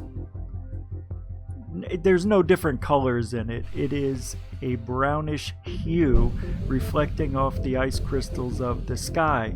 At least that's what I think it is, because I've seen this before, but it's unusual to see it. Actually, so why has he put real ISS UFOs here if he's debunking it? That should be saying not real UFOs, but natural. That's clickbait header. Okay, so if we can't go back on a bit. Really what they are. Dust? Spirit. We debunked that one a few live shows back, right, as a laser pointer. He faked it. Now he's a hoaxer. Mars here. Alright, this isn't Earth. So, unless these are shadows. So what are we looking at here? Is that still her phone? Or is he capturing it on his phone? See, we don't know. What is he doing here? Looks like it's cropped. Whatever it is. Bad editing job that he's done. Yeah, and we're trying to look at a really small picture here. What are we looking at exactly? I don't know. Is it terrain and sky and Mars, did he say? Or are we looking in the atmosphere? Is that like a big cloud cover? So I'm not too sure what's interesting about that. He's pointing over here. Why is it not playing? Something. Should be playing. Okay. Full screen. Why is it not playing? The tree's in front of the button, is it? No, I'm pushing it on the keyboard to start it. Here we go.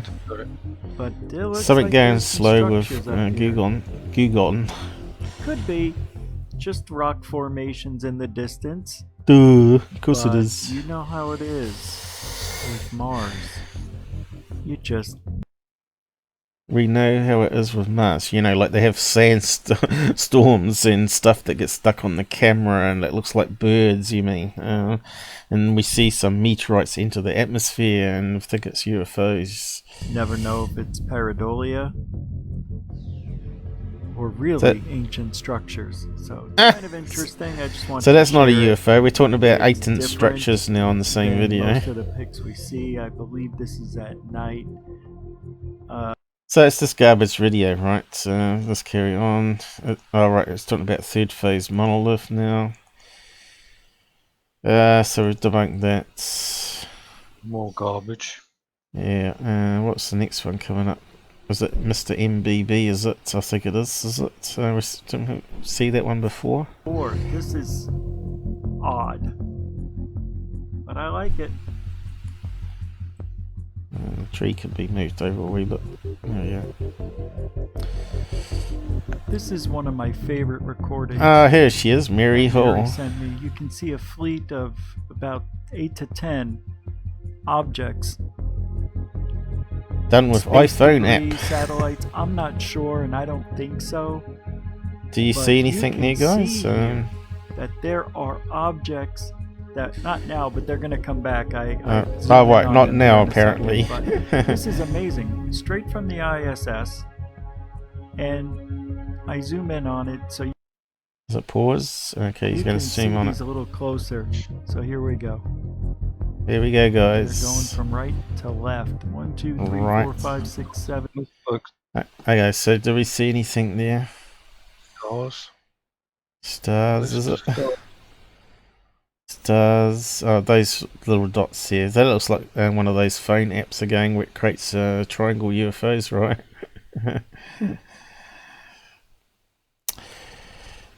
Is that what he's on about?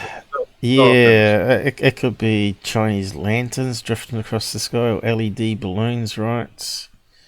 Or a phone app. So let's kick it off again. I see 8. I don't know how fast that's his cursor, is it? I don't know what they are. I know that they are. And I'm going to zoom in a little bit closer. Hang on, here. they're not moving. They're stars, aren't they? It really is. Here we go. A little bit closer anyway. Hang on, she's filming planes. Know, planes in the sky. UFOs. We all know it. I bet she's looking over at airport. But the International Space Station can deny it anyway. That's not off an International Space Station. That looked like it was for filming airplanes taking off at airport. I don't know. It's very bad footage, right? And we got no logo for NASA on it, so yeah. What do you think on that one, guys? These people are hoaxing like crazy now. But anyway, I think we've done enough of Mr. Gufon, haven't we? Junk. Mary Hall. Can we research her at all? We'll just close that down. We're finished with that one. Alright, so this is the proper app you should use for tracking satellites and obviously northern lights as well. Space dashboard. Apparently it's really good. I'll just copy I'm not sure if it needs to be scaled down on mine. Near Earth objects 5. Looks like there's a lot of breakdown here. I'm not sure if you can bring it up on people in space. And the current sun. Deep space network. Whatever that means. Radio telescopes maybe. And what's that one there? Forecast, what's that? What's that say? Planetary something or other? K index. Planetary K index. Right, whatever that means. 3-day, 9-hour forecast. That's where the sun is currently at the moment. Where is that? South America, America. So it's getting dark slowly and heading your way. So that's called Space Dashboard. Maybe we should add that one to the bookmarks on my main page, right? Just in case we want to look at it for something. I don't know how to use it. So yeah, I'll give that one to you, Charles, to tell us how to use it. Menu, contacts. Yeah, I don't know. Obviously, you should be able to track satellites on it, I suppose. There's What's got a that one? satellite there. Oh, right, there we go. We've got the International Space Station on it as well. Seems to have lots of things here. What's that one that's not playing there?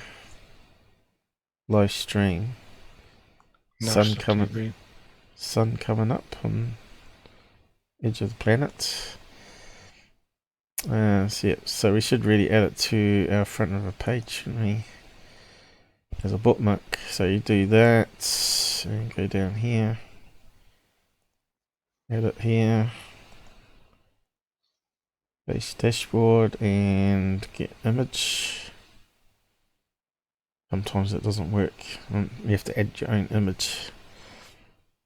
We can upload one there. Later.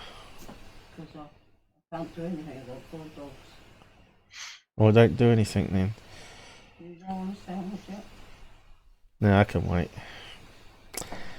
Mum's asking if I want a sandwich. Right here. Yeah, so Space Dashboard added now. So we can always look at that in future. Broken glass effect we're looking at there, weren't we, before?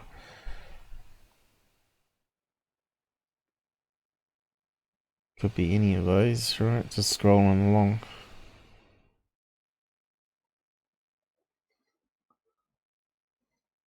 Actually, I was meant to say app. Broken glass effect app. Scrolling. Just going backwards a wee bit here. Cracked screen glass effect using Samsung app on iPhone. So yeah, probably could look at those ones if we want to. The parts, Mirror Lab. Oh, there you go. I wonder if that does it. Aims to be the most fun. Yeah. How to record your iPhone. Let's just have a quick look at that though.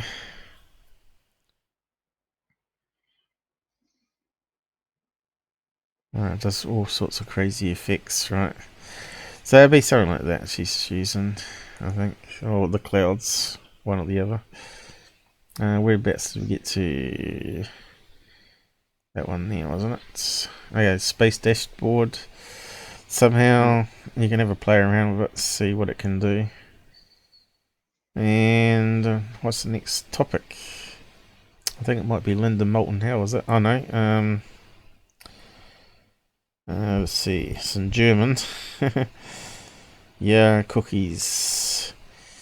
So we brought this up on Bruce Maccabee, and I thought we may just do a quick look at the story, read out the story of the guys that analysed it and compare the truck mirror to see how close it is. So we'll do that now. We'll just read out the story.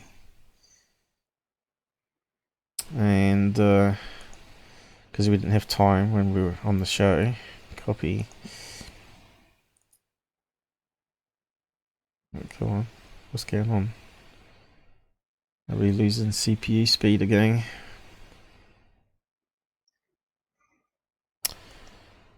Not sure what's going on here. Not minimizing. Looks like the CPU's locked up. Oh, here we go. So we want to get that down. And we've got many watching again tonight, have we? No. What can we do though about that? We can't do much. I should have done a fraud stamp on Mary's videos, but anyway, it's too late now.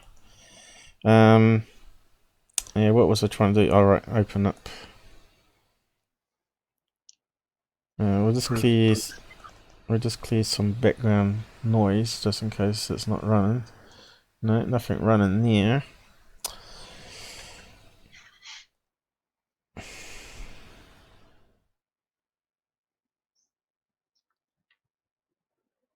Now, I always suspected the Trent one being a model, you know. Obviously, it's a real photograph of something and the shadows and all that. So, yeah, got the old message here about the former Israeli space security chief. Well, apparently, as we found out at the end of the episode, that one, he's 87, he's got dementia. And the family put out a statement that he's got dementia and he reads a lot of UFO books. And he's talking nonsense now than he used to. So, yeah. They said leave him alone. You're just making him worse. We get pestered by other people. Who's in the side chat again? Is that Tommy? Hey Charles, good to see you again. Is that Tommy? Yeah. I was a bit back. It's only me and you now. Alright. Alright, so let's read out this one. What's it gone to German? German at the top. Yeah, but the reader doesn't translate on the fly. Is it all German or is it English now? Looks like English, is it? English. Yeah. We need to read from that point onwards. I wonder how it reads out though. We never tried it before with another language. Let's see. It's probably going to be a disaster. Aufgrund aktueller Erwähnung der Hoaxfalls Paul Trent aus den Tiefen 50 Jahren bei den drei großen Scheinbar kann man sich einfach nicht von den fliegenden Untertassen verabschieden. Als gäbe es kein anderen Fall zum Aufarbeiten. Where's Plex? Senate Mitchelstad. Same thing. Psychic vibrations. The first of Oregon farmer Paul Trent's 2 photos of a supposed flying saucer. May 11th, 1950. Okay. Once again, Farmer Paul Trent's famous UFO photos from McMinnville, Oregon, wire. Are a hot topic in ufology. Looks like it's hanging. Kevin Randall discussed the photos on his blog A Different Perspective, and a torrent of comments from researchers followed. Not just frothy opinion but highly detailed, meticulous comments about the camera angle and position, the weight and size of the hypothetical model, the load on the wires and a possible bend in them, etc. Ultimately this is important, but such matters are unlikely to give us a final answer. There is one thing about this case that everyone can probably agree on. As Randall says, there are only 2 conclusions to be drawn about the pictures taken in McMinnville, Oregon. They either show a craft from another world, or they are a hoax. I do not see a third possibility. No. Partly in response to this, I wrote a long special report on the current status of the Trent photos on my Bad UFOs blog. Space does not permit putting it in this column, so I include only the highlights here. You can read the long version and see all the photos at http://tinyurl.com/botufos-Trent. On May 11, 1950, farmer Paul Trent of McMinnville, Oregon, snapped 2 photos of an object that he claimed was a flying saucer. The term UFO hadn't been invented yet. There are inconsistencies in Mrs. Trent's accounts of where her husband was when the object was first spotted, and who went inside to get the camera. The Trents did not immediately tell anyone about the photos, or rush them off to be developed.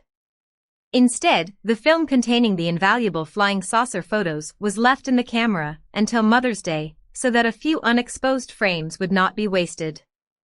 More general information on the photos is on my website at http://debunker.com/trent.html. The famous, and to some, infamous, Condon report included the Trent photos in its section of photographic case studies as Case 46, http://goo.gl/v881. The principal investigator was William K. Hartmann, who, incidentally, was the first person to come up with the presently accepted theory about the origin of the Earth's moon. This analysis attracted a lot of attention from ufologists, particularly because of Hartmann's conclusion that this is one of the few UFO reports in which all factors investigated, geometric, psychological, and physical, appear to be consistent with the assertion that an extraordinary flying object, silvery, metallic, disc-shaped, tens of meters in diameter, and evidently artificial, flew within sight of 2 witnesses. It cannot be said that the evidence positively rules out a fabrication, although there are some physical factors, such as the accuracy of certain photometric measures of the original negatives, which argue against a fabrication. Would be more inclined to believe it myself. Hartmann acknowledges, however, that a fabrication is possible. The object appears beneath a pair of wires, as is seen in plates 23 and 24. We may question, therefore, whether it could have been a model suspended from one of the wires. This possibility is strengthened by the observation that the object appears beneath roughly the same point in the 2 photos, in spite of their having been taken from 2 positions. The sole factor suggesting that the object is distant is a measured anomalous brightness on the underside of the object in photo 1, compared with the brightness of the shaded underside of the oil tank. The assumption is that, in the case of a model, the 2 shaded regions ought to have about the same brightness. Since the underside of the object is brighter than the underside of the tank, the assumption is that atmospheric scattering is the cause, and hence the object is at a significant distance from the camera. However, if any of the assumptions are incorrect, the photometry results are meaningless. Among the possible violations of those assumptions, the object is translucent, allowing light from the sky to pass through. The object has a mirror surface at the bottom. Thus we are seeing a reflection of the bright ground, and not a shaded surface. The underside of an object suspended several feet above the ground from the wires receives much more illumination than that of a tank near the ground, Same next as to a Billy wall. Meier models. I would expect this to be true. There are very distinct shadows on the garage in both photos, although the Trents claimed that the photos were taken around sunset. The problem is that the wall faces east, and the sun is in that position, about 90 degrees azimuth, at about 8:20 a.m. PDT. If the photos were actually taken in the morning, then the Trents were lying about the circumstances of the incident. I found that, measuring the shadows, we can greatly restrict the size of the object casting the shadows. In fact, it is so small that it is almost certainly less than 1 degree. This eliminates every possible source of illumination, except the sun. In 2004, researcher Joel Carpenter, 1959 to 2014, created a website on the McMinnville photos, making a very good case that the object was directly beneath the overhead wires and close to the camera. He suggests that the object was a mirror from an old truck. I have restored Joel Carpenter's original McMinnville photos website, changing only the links, and placed it on the Internet Archive at http://tinyurl.com/carpentertrent. Maybe we'll try those links. One of Carpenter's findings is that Trent's camera was surprisingly close to the ground when the photos were taken. For some bizarre reason, Trent did not stand up to photograph his UFO, but instead crouched down. Carpenter explains. Instead of moving toward the object and shooting the photos from eye level in the unobstructed front yard, he shot the two photos up, from a very low level, from the backyard. For reasons explained above, it seems likely that he actually used the viewfinder on the body of the camera while kneeling. The overall geometry of the positions and the attributes of the camera suggest that he was attempting to frame a nearby object in such a way as to maximize the amount of sky around it and enhance its apparent altitude. In other words, Trent walked away from where the UFO was supposed to be and instead walked toward where the presumed model was hanging from the wires and crouched down close to the ground to make his UFO appear distant. Since the camera moved a significant distance between photo 1 and photo 2, can the two Trent photos possibly be viewed as a stereo pair to reveal the object's distance? In 2010, an anonymous researcher calling himself Blue Shift did so on above top secret http://goo.gl/oexxci. When you cross your eyes to see the image in 3D, the UFO is seen to be small and relatively close to the camera compared with the distant hills. I wonder if we can do that. Another way eyes. of demonstrating the same thing. A montage by David Slater demonstrates that when the two Trent photos are overlaid so that the wires are lined up, the images of the UFOs line up as well. http://goo.gl/5jwj6e. Both these demonstrations show that the UFO appears to be fixed with respect to the overhead wires. The camera moved, that's all. In 2013, a group of French skeptics, IPACO, did an in-depth investigation of the McMinnville photos. http://www.ipaco.fr/reportmcminnville.pdf. They began with the usual description of the line of sight to the object in each photo, presumed suspension methods, etc. They concluded that the object is a small model. That's what I think. More interesting is the second part of the report, completed 2 months after the first part, Evidence of a Suspension Thread, page 29 of the IPACO report. Okay. They do not claim to detect the suspension thread directly, but instead statistically. They conclude, for the TRNT1 picture, the presence of a negative peak, thread darker than the sky, was clearly observed, which matched exactly to the supposed attachment point, clever people with out a there. significant difference of 2.38 sigma, for a tilt angle equal to -11 degrees. Application of the same method to the second picture TRNT2 provided comparable results, with a tilt angle of -10.29 degrees, and results of over 2.5 sigma. Now, another researcher has weighed in. J.J. Walter of Phoenix, Arizona, the author of the suspense horror novel Blood Tree, did his own investigation.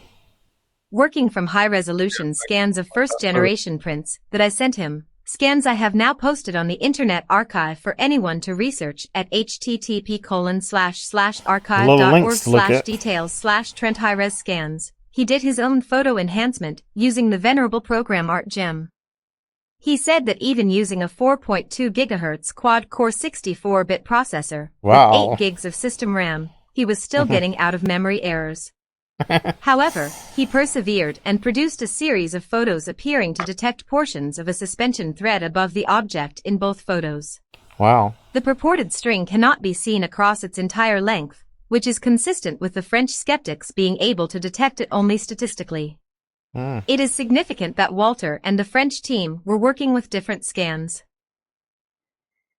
Another of Walter's purported discoveries is what he calls a logo, an apparently flat area with 2 holes, where it appears a logo plate might be attached or possibly even a handle. Is this real, or is it simply pareidolia, seeing a pattern where none exists? Confirmation is needed. Walter suggests that the object in question is an appliance motor shroud, approximately 8 inches in diameter. I think Trent walked to the garage one evening, tied a string to an appliance motor shroud via an old bolt, tossed the shroud over a wire, and tied the other end of the string to an anchor near the ground, then took the two I still think pictures. it might be a truck mirror, though. Logical, practical, and so much less effort for him than other theories. People just do what they do, and Trent wasn't going to go to too much effort just to fool his banker buddy. Do these new findings finally debunk the Trent That could photos? be it. Maybe he was trying to prank someone and it got out of hand. Be independently confirmed by other researchers, using other high-resolution scans from first-generation prints. That's a clue that we've not heard before. That someone, he was trying to prank someone and somehow it ended up in newspapers, right, and got out of hand. Remember the phenomenon, James Fox put the Trent photos up as a real UFO, and of course that's why I don't like that movie, because there's no balance. None of this was mentioned, that it could be a truck mirror. Just, oh, it's got to be a UFO. That wasn't the only thing that was a bit dubious, as we pointed out. Anyway, just carry on. I did click it. Your volume cuts out sometimes as well. There's like a little dink in it. I'm not sure if Google's getting the same there, though. Try again. Or the original negatives. Until then, people will continue to argue about such matters as the gauge of the wires and whether the model, if it was a model, would have to be 5 or 6 inches in diameter. Same as a truck mirror. Robert Schaefer, Skeptical Inquirer, Volume 39.1, January/February 2015. Special report: the Trent UFO photos, the best of all time, finally busted? Once again, Farmer Paul Trent's famous UFO photos from McMinnville, Oregon, are a hot topic in ufology. Kevin Randall discussed the photos on his blog A Different Perspective, and a torrent of comments from researchers followed. Not just frothy opinion, but highly detailed, meticulous comments about the camera angle and position, the weight and size of the hypothetical model, the load on the wires and a possible bend in them, etc. Ultimately, this is important, but such matters are unlikely to give us a final answer. There is one thing about this case that everyone can probably agree with. As Randall says, there are only 2 conclusions to be drawn about the pictures taken in McMinnville, Oregon. There. They either show a craft from another world, or they are a hoax. I do not see a third possibility. 1950. The origin of the photos. On May 11, 1950, Farmer Paul Trent of McMinnville, Oregon snapped 2 photos of an object that he claimed was a flying saucer. The term UFO hadn't been invented yet. There are inconsistencies in Mrs. Trent's accounts of where her husband was when the object was first spotted, and who went inside to get the camera. They did not immediately tell anyone about the photos, or rush them off to be developed. Instead, the film containing the invaluable flying saucer photos was left in the camera until Mother's Day, so that a few unexposed frames would not be wasted. More general information on the photos is on my webpage, http://debunker.com/trent.html. So was he repeating it? I'm not sure. After the photos had been developed, a reporter who came to interview the Trents found the irreplaceable negatives lying on the floor under the Davenport, where the Trent children had been playing with them. The story first appeared in the local newspaper, the Telephone Register. This led to a sensational national story in the June 26, 1950 issue of Life magazine, then one of the largest circulation magazines in America. William K. Hartman and the Condon Report, 1968. The famous, and to some, infamous, Condon Report included the Trent photos in its section of photographic case studies as Case 46. The principal investigator was William K. Hartman, who, incidentally, was the first person to come up with the presently accepted theory about the origin of the Earth's moon. I heard that before. This analysis attracted a lot of attention from ufologists, particularly because of Hartman's conclusion that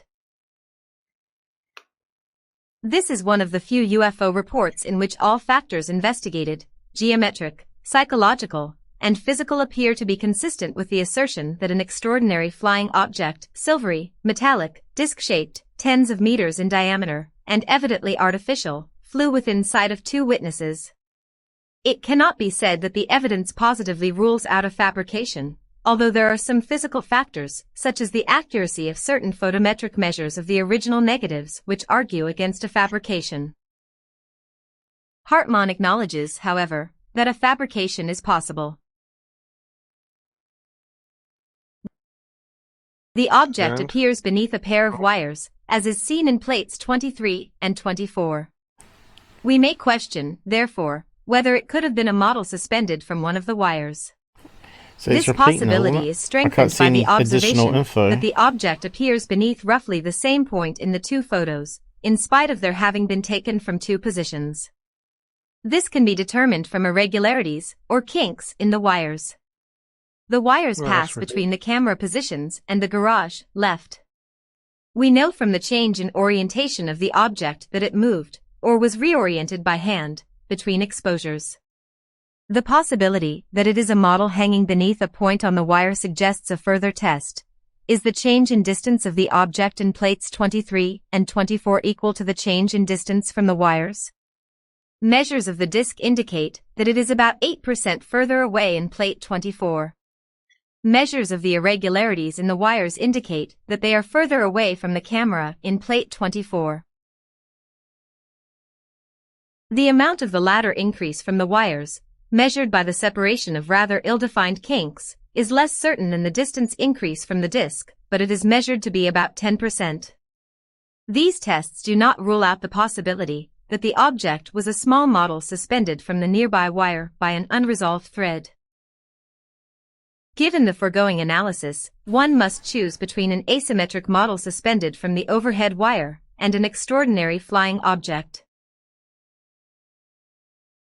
The sole factor suggesting that the object is distant is a measured anomalous brightness on the underside of the object in photo 1, compared with the brightness of the shaded underside of the oil tank. The assumption is that, in the case of a model, the two shaded regions ought to have about the same brightness. Since the underside of the object is brighter than the underside of the tank, the assumption is that atmospheric scattering is the cause, and hence the object is at a significant distance from the camera. When I read this, I immediately thought of at least one other possible explanation for the anomalous brightness. When observing bright stars or planets in telescopes, we invariably see light scattered by the optical system from bright objects into adjacent dark areas. The same thing happens in cameras. Yep. The technical term for this is veiling glare. The cheaper the optical system, the more light that tends to get scattered, and Trent's camera was a budget model, not professional quality. This is especially troublesome when fingerprints or other smudges accidentally get onto the lens, which certainly happens to me, and probably to most other people. The significance of this is that while the dark underside of the object is immediately adjacent to the bright sky, the bottom of the tank is in a large, dark area of the photo. Hence one would expect more light from the surroundings to spill over into the bottom of the UFO than into the bottom of the oil tank. I was an undergraduate at Northwestern at this time. I decided to test this hypothesis by photographing a concrete light pole in the daylight, with the top of the pole surrounded by bright sky, while its bottom was against a much darker background. I found a professor who had a densitometer in his lab, and would show me how to use it.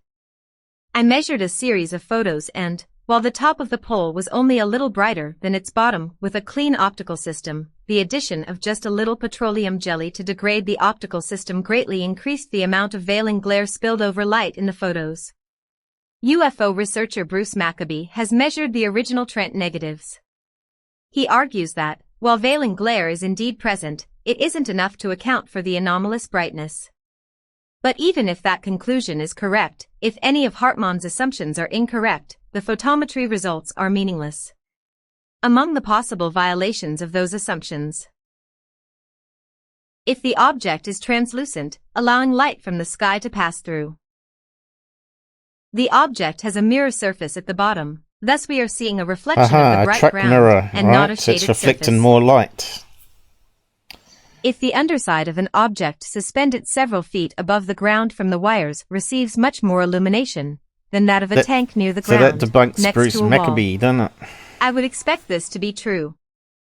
So if you've got Very sharply defined. a glass reflector on the bottom, which is a mirror, right? It's going to reflect more of the light back from the ground back down again.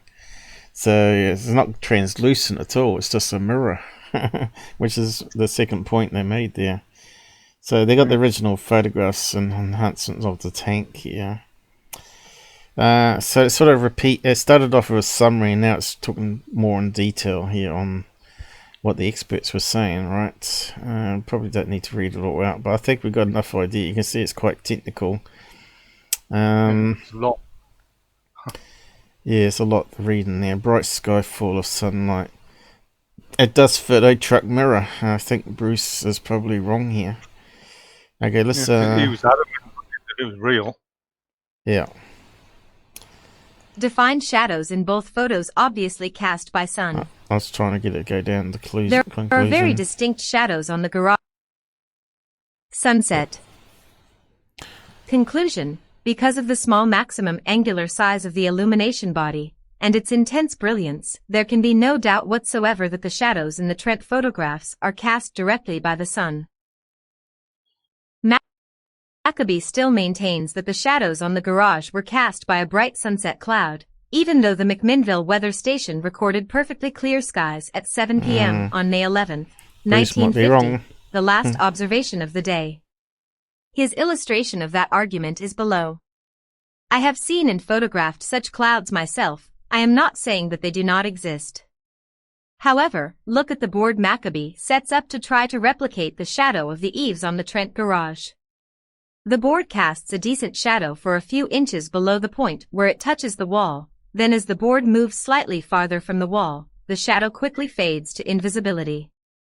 At the point where the shadow disappears, at the top of the support pillar, the board is only 8 inches, or so from its shadow.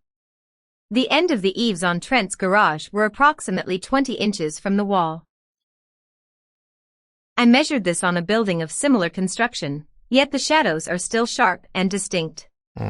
This is because they were cast by the sun, small and very bright, not a large, diffuse cloud. If Maccabee can find a sunset cloud that can cast sharp shadows of such boards at 20 inches, then I might be prepared to accept his argument. Maccabee's illustration of a bright cloud casting a shadow at sunset. Okay, let's see. Casting a shadow. Okay, where's the shadow? Shadow on east wall of sunset. Yeah, under the post. So what they're saying is the sun behind the cloud.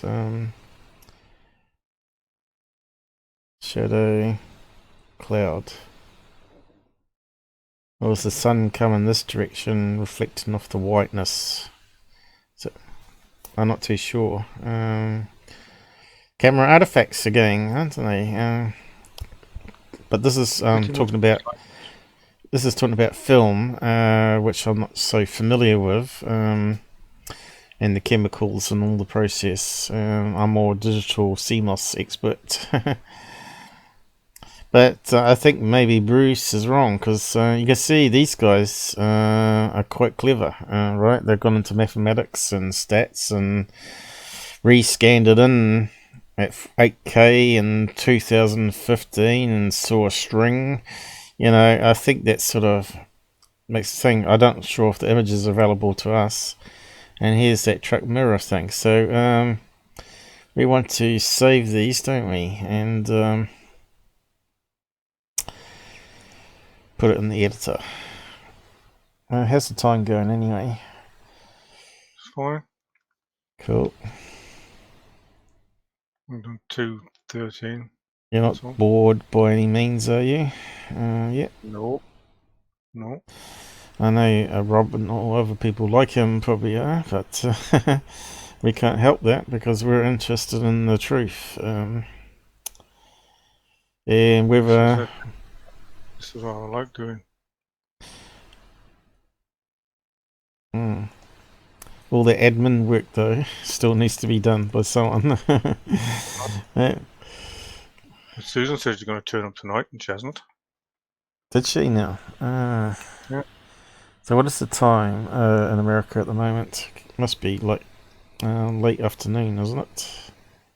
She said she's going to come on. Maybe she's building a fortress ready for the Civil Well, War. whatever she was doing, she said she's finished. Yeah, she's probably like a Rambo. She's probably put explosive around the house ready for the rioters and stuff. I'm just joking. Yeah, but that's a good. That was the movie, wasn't it? The last movie where the girl gets killed by the drug dealers, right? And they come after him. Oh, you're breaking up. I say Ram made all the tunnels under his field. Yeah, that was cool, wasn't it? I kind of liked the movie actually, but it was predictable, but it was fun. It's a bit like the Predator movie in a way. Camera was surprisingly close to the ground. Yeah, so if it's a track mirror, I think it sort of breaks up a lot of the arguments here about the lights and shadow and brightness. When normally, as Oskin's razor, right? Normally the simplest explanation is the correct one. And because it's not a video, if it was a video of a craft going in the sky, then we'd probably believe it more and get it off those wires, right? So if you pan around, filming it going past the barn and then to the clear skies beyond, we could say, yeah, it's a UFO. But in this case, very suspect. So there's some enhancements there, looks of it. I know, 2 photographs, is it? So you can see it's different, though, don't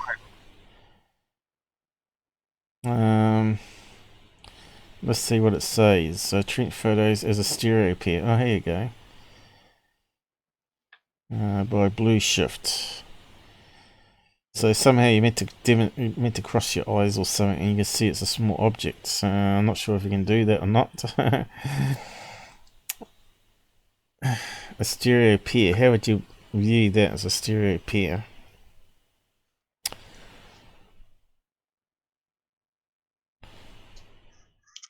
They look different.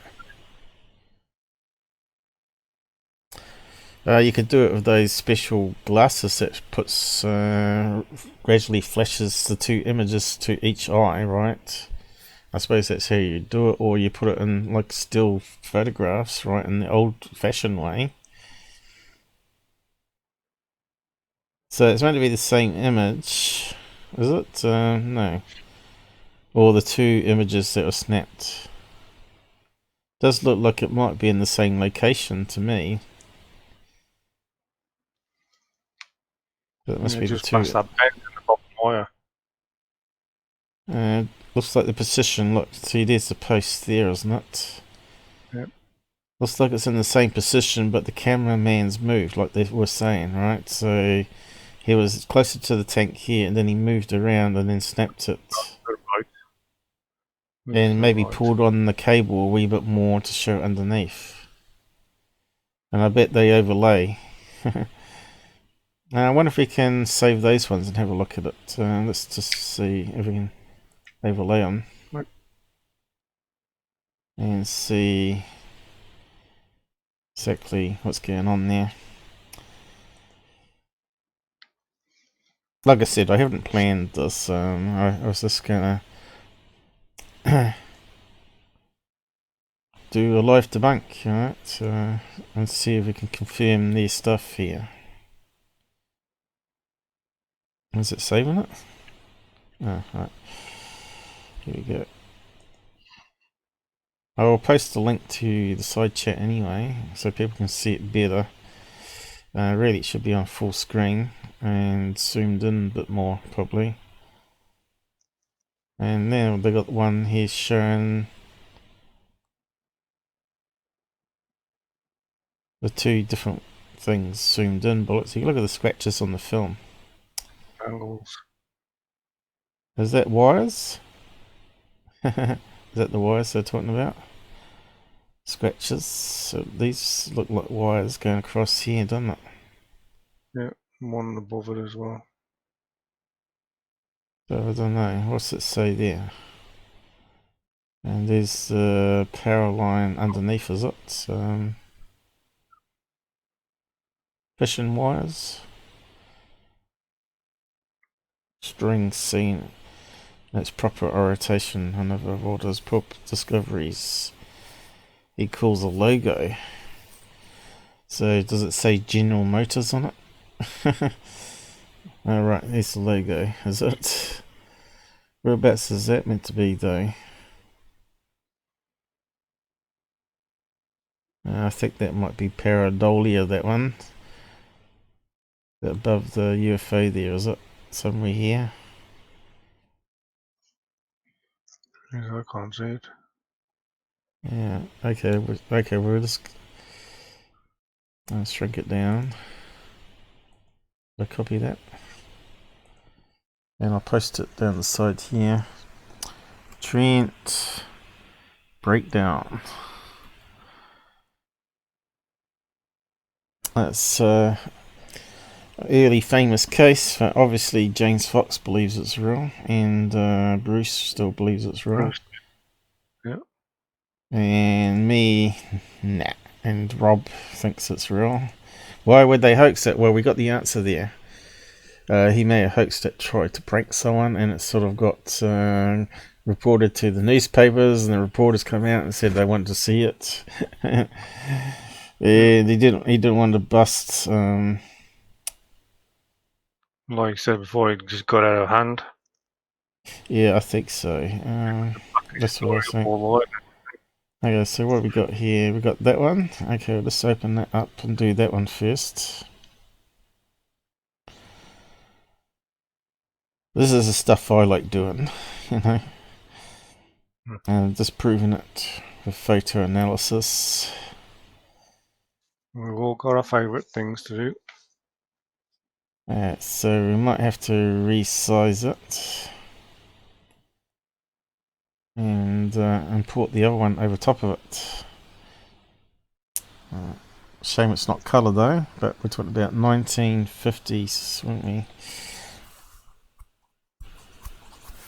Okay, so this is the photo but put on the side. And this is where the cables were suggested to be, I guess, where the crosses are. Because as you know, to keep it stable enough, generally use 2 cables, right? It has to be like fishing wire or something, wouldn't it? Where's the other one? There we go, the truck mirror photograph. Let's drag that onto a layer. I'm not sure if my voice is too far away because I moved the mic while I was drinking. Okay. So we need to scale it up, obviously. And I'll just hold down the shift key. And if the CPU lets us, we might be able to scale it up. But guess what? It's like a mystery man is taking control of it. Men in black mucking around with our system again. No. Oh, messing about. Yeah. How's it going? This is really crazy. Maybe we need to close down that. Something's slowing us down here.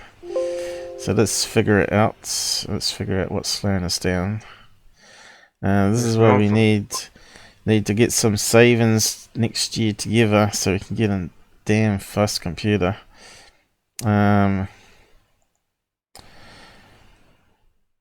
Let's make sure it's not that's popped up again. And it has started that one process, a little sucker thing. That's probably because there's a bug in the software, right? It won't close the window. Okay, now it will. I'll just minimize that a wee bit as well on that screen there. Okay, well, there we go. Let's see if it works now. It should have like a grab. Okay, it comes up with a little hand, does it? There, that's better, isn't it? It's better when you get the wee bit of CPU speed back. Okay. So we need to do something better with this mirror here. So we need to delete some around the outside of it. So let's see how we go with the magic wand. Looks like it's put outline around it. Okay, let's try the eraser. Try a massive one. Well, it's not really massive. Bigger. There we go. People watching it now. See how it breaks down. There's only one on now.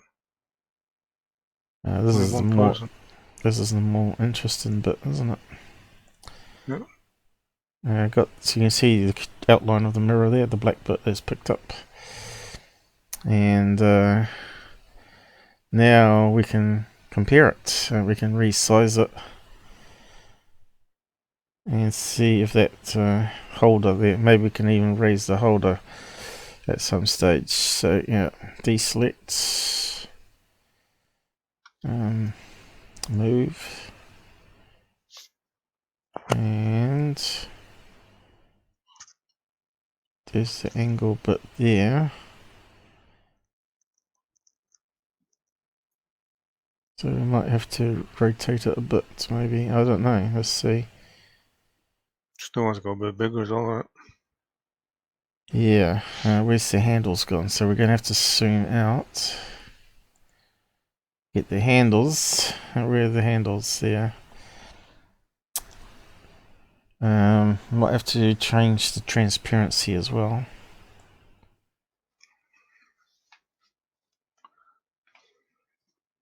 Okay, how's it going now?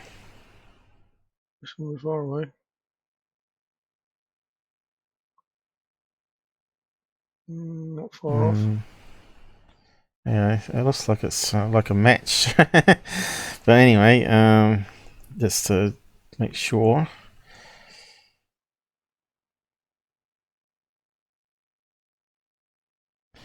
Pretty damn close, isn't it? Yeah. Maybe bulge. Maybe that could have been belted with a hammer to change the angle a wee bit. Yeah. And the outline matches. I'm not sure why anyone would say that's not a match. Okay, so let's see what else we can do with this one. Lighten.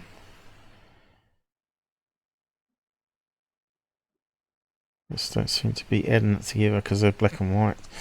Let's see. Multiply. There we go. I don't know, it's pretty damn spot on to me. The original and a truck mirror.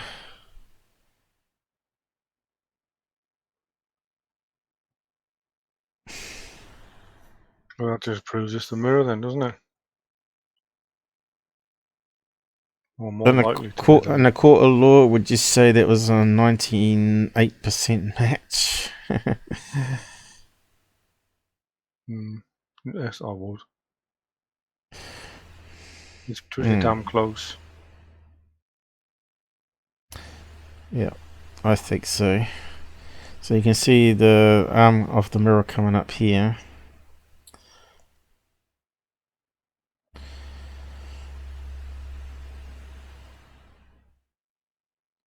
We don't know if there's pivots on that thing as well. Obviously you would bend it down, wouldn't you? It'd be like a 2 pivot thing. Angle it up that way. It probably changes, right? Yeah, the angle. Yeah, so to me that proves it's a truck mirror. I don't care what anyone says. When I do my video analysis like this, it's bang on. But Robert won't believe it still, I'll bet you. But anyway, we can't make it good for everybody. You either believe or you don't.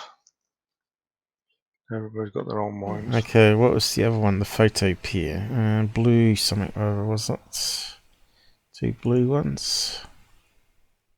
Here and there. Okay, so we need to open this up in a new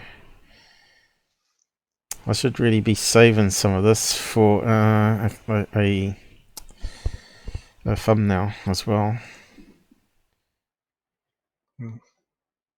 So what can we do that? We've overlaid that one, so that would be a good one for something anyway.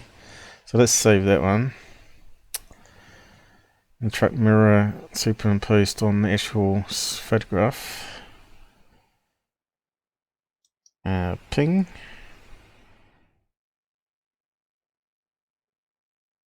And I can't quite see there. I think the dots got clipped off. Okay, debunk one. Trent.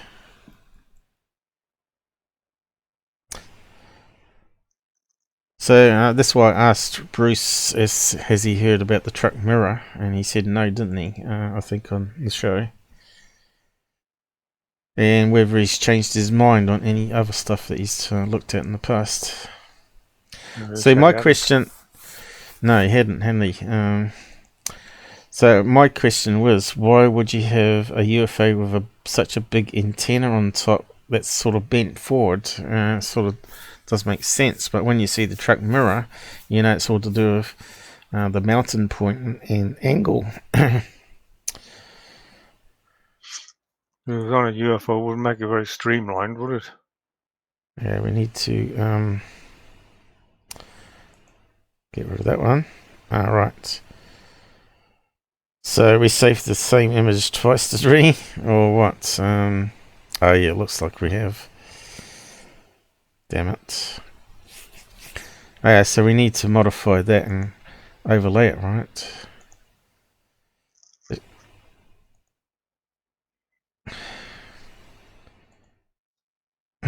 Let's see what this one gives us.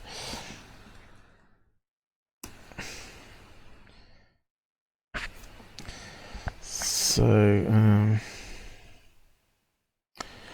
so they must have lined it up on the house here, right? And everything else moves. What shame we can't see it in stereo, because it'd give a 3D effect, wouldn't it? Looks like it's too far over in the corner there. Let me see. We'll just cut this one out first. And that one.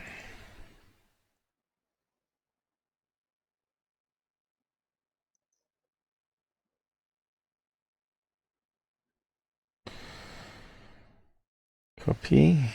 And make it into a new image.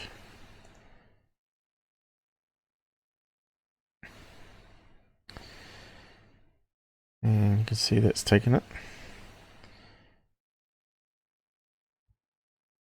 And now we need to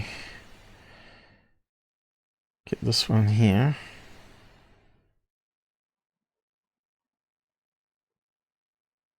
Which has white bits at the top and bottom because it's been aligned. Okay, so we just want to overlay it.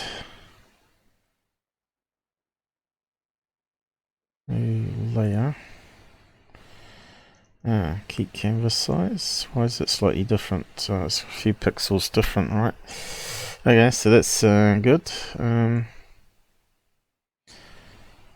So you can see that's where the white bit was. Alright, so let's see, transparency level.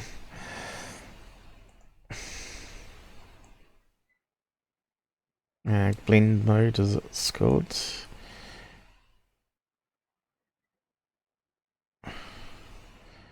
So how well have we got it lined up? You can see the tanks moved there, so let's see, what can we do? Overlay, is that better?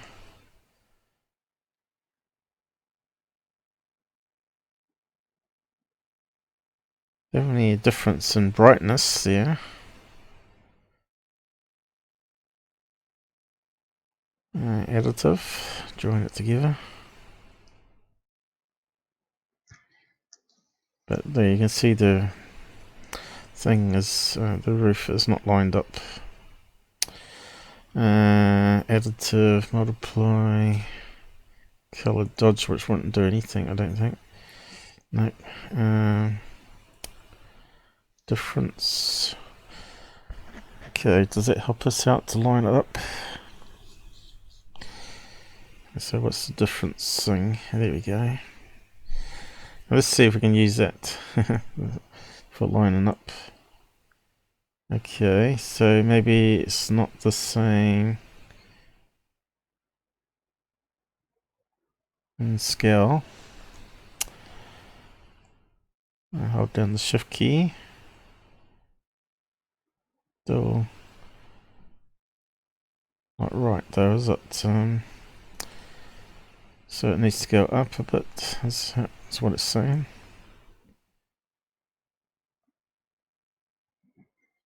I haven't used the difference much. Then we've got to make it bigger down this way.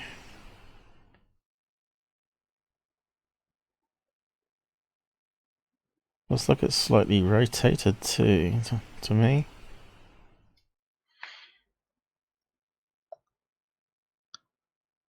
Almost as if it's turning. Yeah. But it won't let me do fine adjustment for some reason. Or a lot.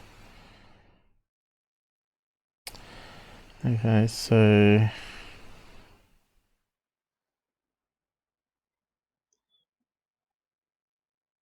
should be there somewhere. So it looks to me like that UFO has moved as well, in that case. That's what I said, I didn't think they were in the same place. Just slightly out. Why can't I line it up? That's kind of weird. It's close though. Maybe it's because it's a size thing still. So it probably needs to go up a bit. Or out a bit. And then this way maybe. Something there, I think. It's getting closer.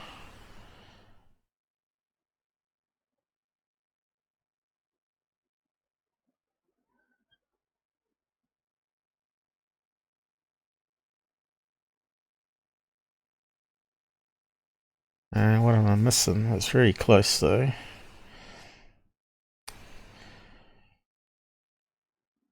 And you can see the cable's not lining up there.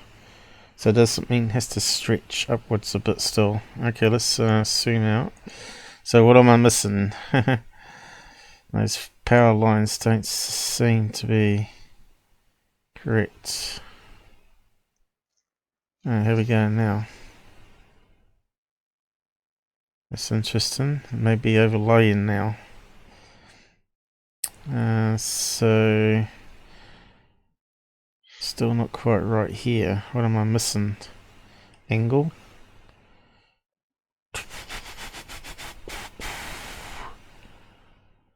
So he must have changed. He's moved his moved around. And he's pulled the model along too, I think. Two movements there, I would say. But how could that be a stereo image, right? Because it should be almost in the same place, shouldn't it be? How's the eyesight join that image with this image and make it the same thing? I don't think you can. Maybe the brain has to put it together.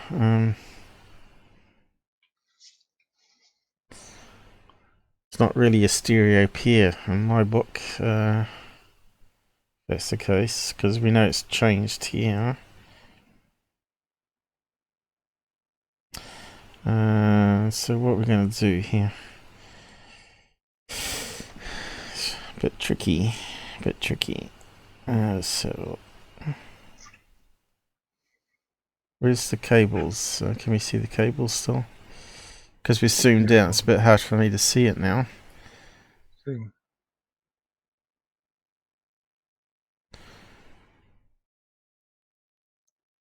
Could be a size thing still, is it? Where's the cable gone? They should have moved now.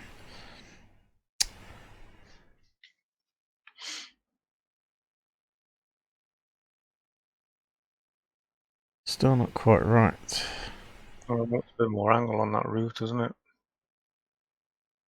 Yeah, so what am I missing?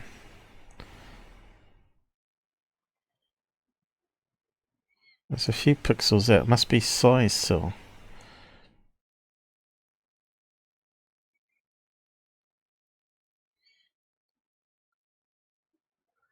If you match that roof up, that second one on the right hand side is going to move further away to the right, isn't it? I'm swinging around a bit more. Maybe it needs to go out a bit more.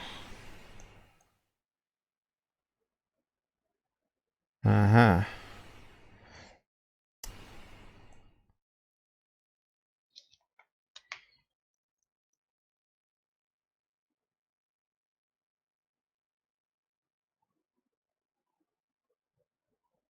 Still not doing it though, you know.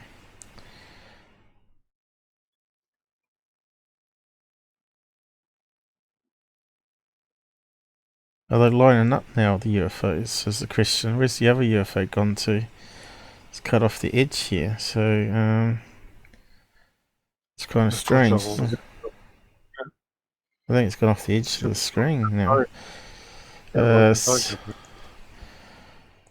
I can't hear you, sort of breaking up when I'm talking.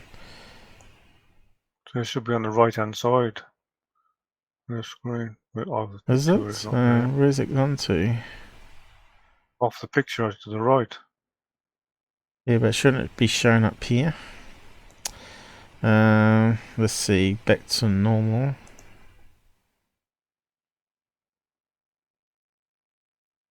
Why is it not showing up here? It's just off. So, really, we should maybe overlay the other one on this one. So we should copy layer 1, layer 2.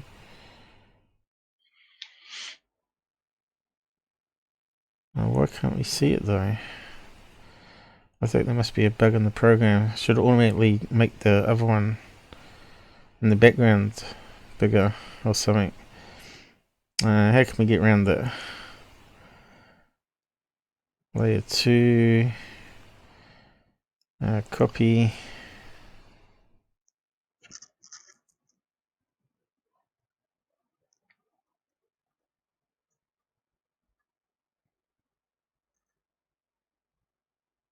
Image.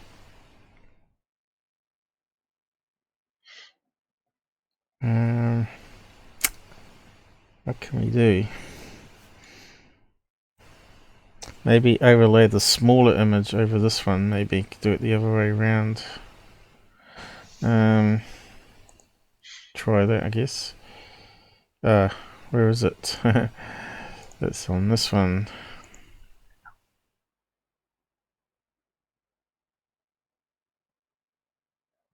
Second one, was it? That one's off. Yeah, what am I doing?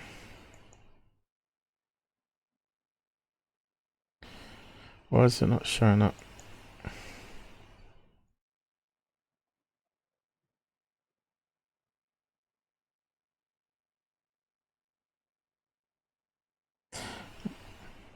Sorry, it's not doing it right. Okay, let's delete. That's the original small one. And I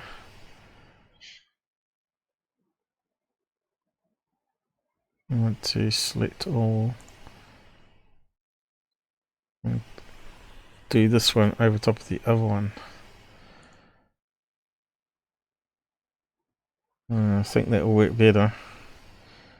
Copy. Where's the UFO gone?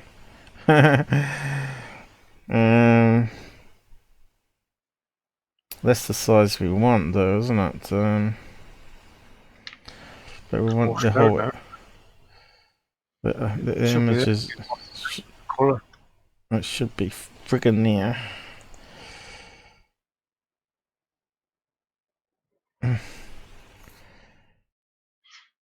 I'm confused now. Yeah, so there it is. No, the other one is clipped.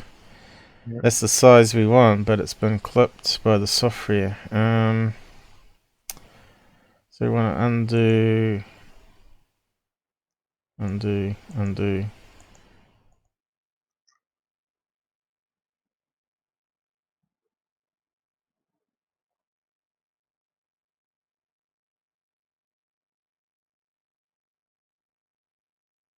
Complicated stuff. Okay, that's that one.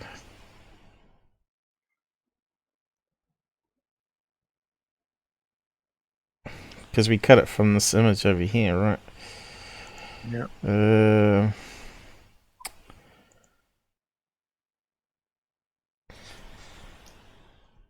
That's the dark one we want. So we go select on that one now. Copy. And paste it over here. I think we're going to have to resize the canvas first. Resize 1280. Did the bottom update or not? Let's see. Okay. And let's paste that one as a new image. Oh no, what's happening there? We stuffed up. Playing draft. We're meant to be selecting that, but it's on layer 2, which is checkers square. We need to be on that. Select all, copy, paste. New layer. Okay, that's the wrong one, isn't it? Is it? Yeah.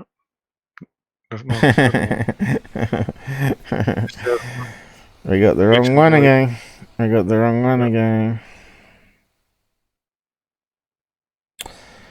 Damn it. We got the wrong one.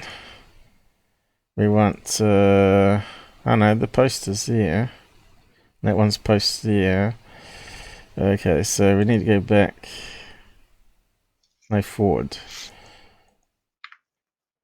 We've lost it.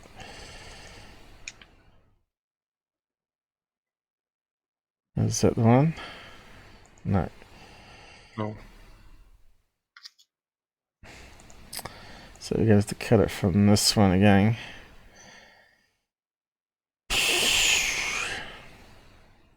Complicated stuff. No,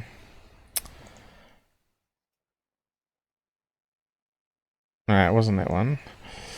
It's the other one we wanted. Left. A small picture. Oh, so you got 'em. I know. You said you like doing this. This is the part you enjoy. Yeah, but I don't know the editor. I'm self-learning, you know. I'm not sure what problems it has. You saw we scaled it up and it didn't automatically... It didn't actually do the merges properly. It says different films. So what happened there when we scaled it up? It went off the edge. So maybe we just need try it again, but the other way around, and maybe just leave it the canvas size like that to start with. So how many layers we got here? And we just want to merge those ones, I guess. Flatten. Okay, we got the first one done. Background, it says. Now we need this one here. Correct. Select all. Yep.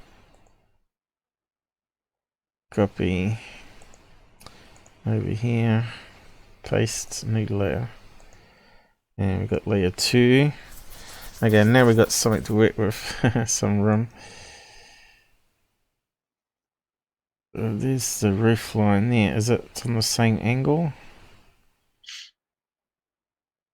Slightly down, isn't it? It's got to be slightly down on this one. Far. The roof line's not far off. So we need to play around with this again.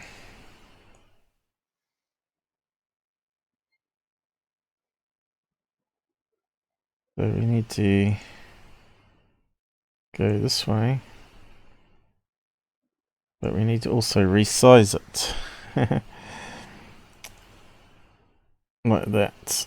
That's getting better. No, the roof line's out a little bit now, isn't it? That's what we had the problem with. Okay, it's still slightly out, isn't it?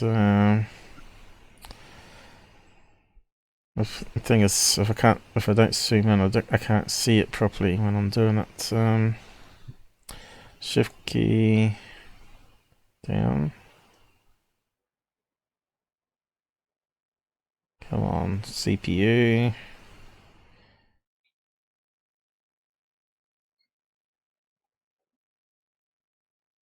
Is that it? No. The wires are not matching up here, you see.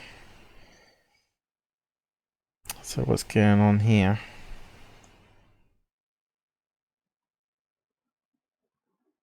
Let's see if we can match up the wires and then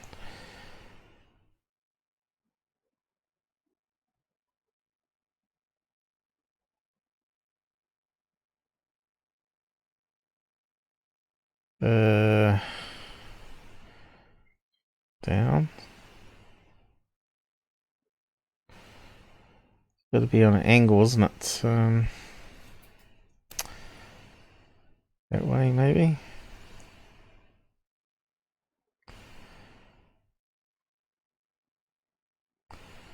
Okay, where have we gone wrong?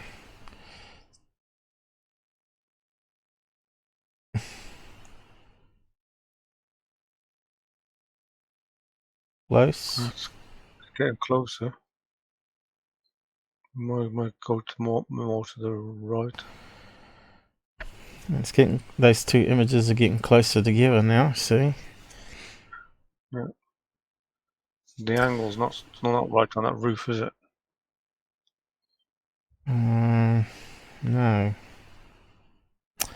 So does it mean which ones needs to be bigger then?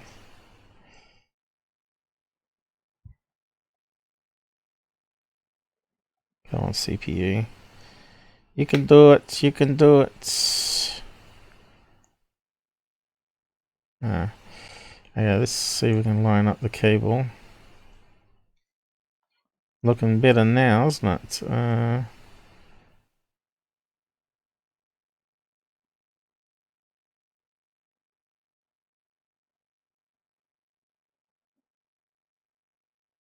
There's the drum there. So what have we got wrong? Too big now? The angles still don't look right though. No. Out there somewhere. I think it's worth doing though. We'll get it eventually. Okay, you still got to go to the right, hasn't it? That one to get that other. Gotta go this way. Gotta go there somewhere. There. Post the roof end. Look at them together. What are we missing here? So size, rotation. You've got to get the rotation of the roof, and you've got to get the ends matching, haven't you? Of the end of the roof. And the cables, right? Yeah. It's a lot of factors, and of course the CPU is not helping us. Oh, poor laptop. Must be getting hot. See, that's just not working. You stupid CPU. Okay. There's something. I think if you get the cables lined up, everything else will fall into place. Looks like it might be too big at the moment. Shift key. Have I got the right one?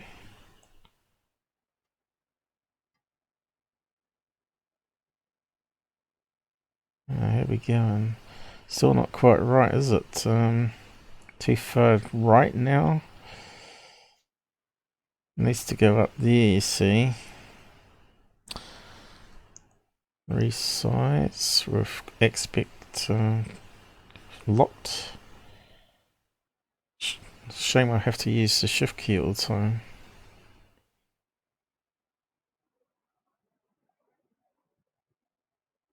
Angle wrong.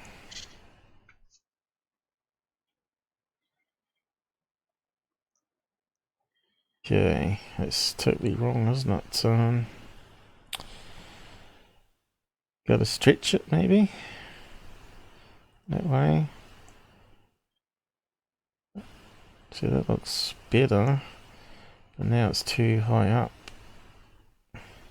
I think this is just proving that them images aren't in the right place, in the same place. Yeah, but they said they're lined up for stereo, right? Yeah. But I think once it lines up, it's going to pop into place, right?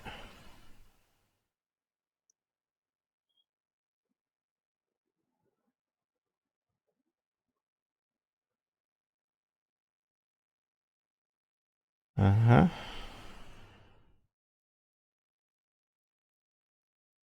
Let's maybe I have to do this offline just to get the extra CPU.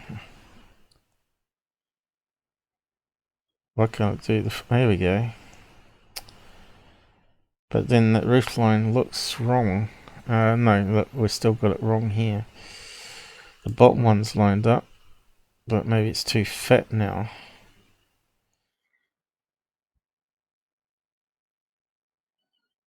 That's closer for them. Yeah, still not quite right in the middle here. And the roof line's way out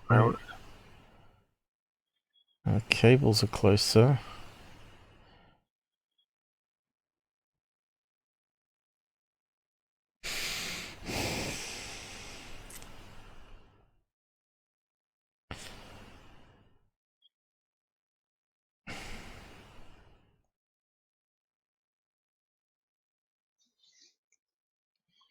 It's like doing a jigsaw. It's more complicated than a jigsaw. More complicated.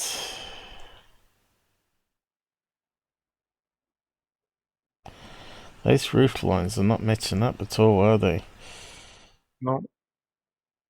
That's where the trouble's lying. If you get them to match, it's the wrong angle with the cable, isn't it? Which means we can't make it into a stereo image then. See, gotta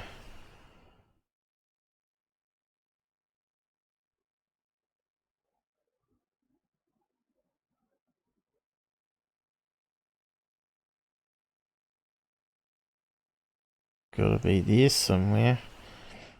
I reckon. What am I? It's gotta be size. Size, rotation.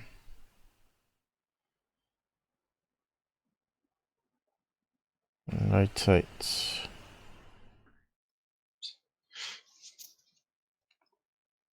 And it just won't do it slowly. Why? I don't know.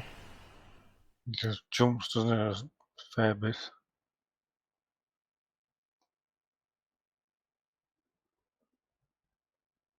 See, not too sure. Let's see, what else can we do? Layer, rotation, zoom. Let's try that.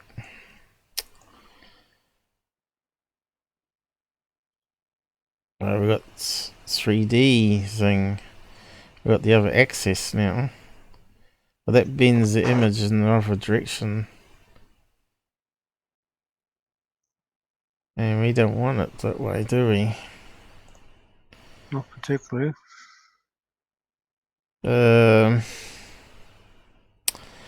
Cam, left and right, zoom in and out. Could it be the zoom slightly different?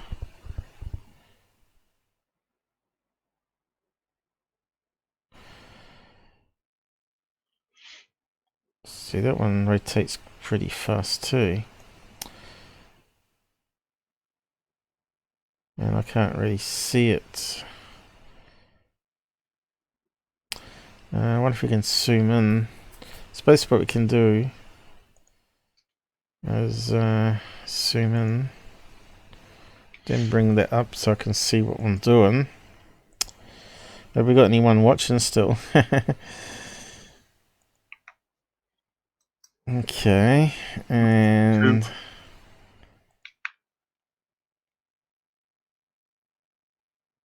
we should better move it left and right with the up arrow here. And we need to go down, so how can we go down? Pan, up and down. What's that doing? Oh, that's left and right. I guess there's finer controls. What's up and down? That one? Yep.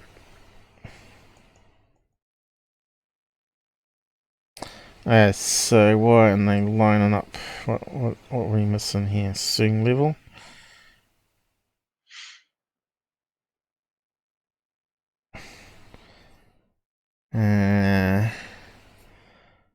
Too big still. One might be, I don't know. Up, one. Alright, in the wrong direction.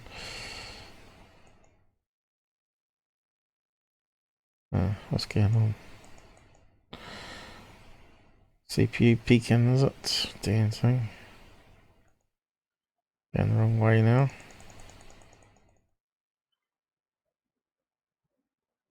Yeah. What now? Swing level. And up. I'm sure clicking it. Right, strong one.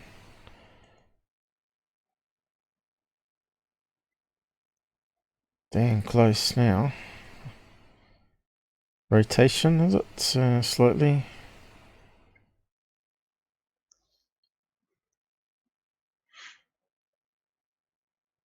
Am I getting it? Is it going down? Not sure. Doesn't look like it's moving. To me, it almost looks like maybe it definitely has moved along then, really, because that looks like it's lining up now a bit better, is it? Yep.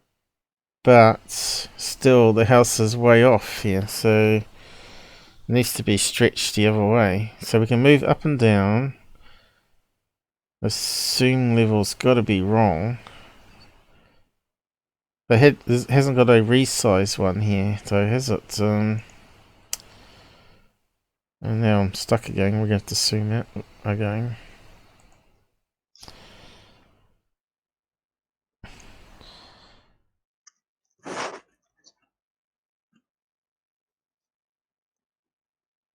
I think I got it. No.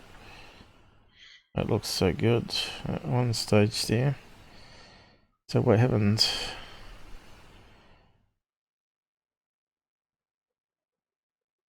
Back to that nonsense CPU. This is causing a bit of a headache. Hmm.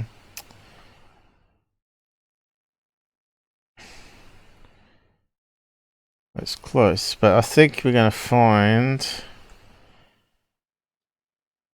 We can't really make it into a stereo pair, like they're claiming.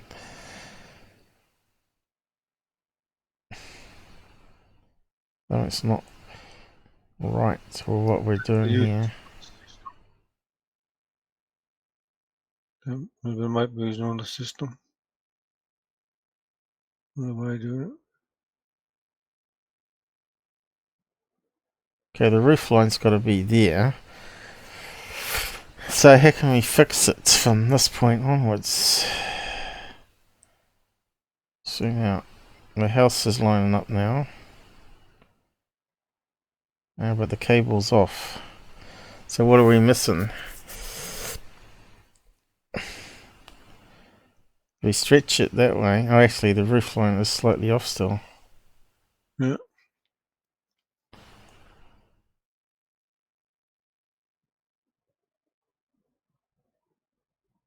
How the hell do you get that to be the same angle? I think the birds have moved, not just right, I think they've moved forward as well or something, haven't they?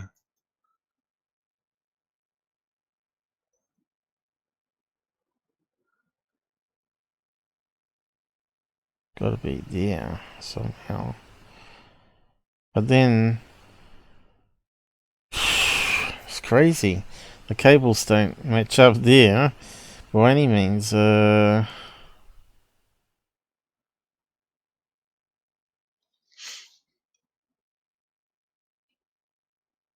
I might have forget about it.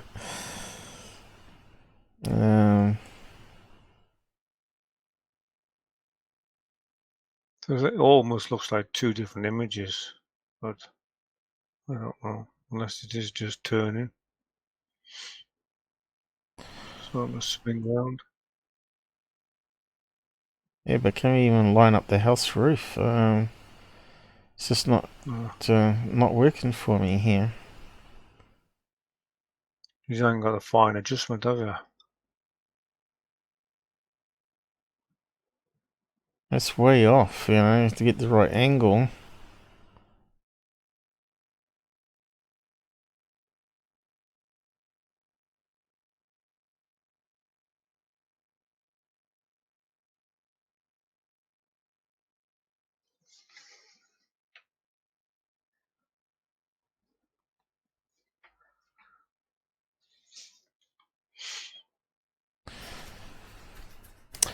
Unless we don't use aspect ratio. Okay, let's not hold down the shift key, see what we can do without.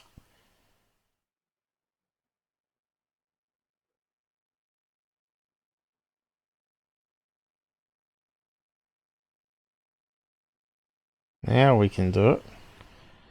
But we're mucking around with the aspect ratio. Now that's lined up, so that means, what are we forgetting? The cables are way out there.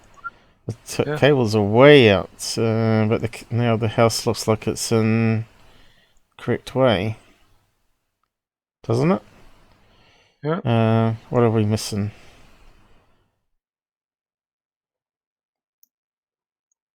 I think they're two different images.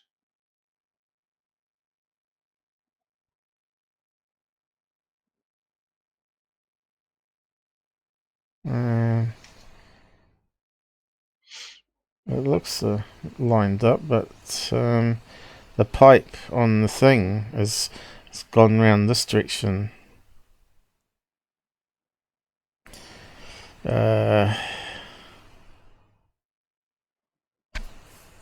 Something's not quite right somehow. Yeah, well, we're gonna have to give in. We're defeated. Get defeated. So if we scale it up here, the roof looks still in the right angle. It's not bad at all. But the cable's totally wrong. Yeah. We've made it big. Wrong. There we go. Oh, what are we overlooking here? Stretching it this way. Yeah, the cable goes the other way then, doesn't it? It's over the top of it now.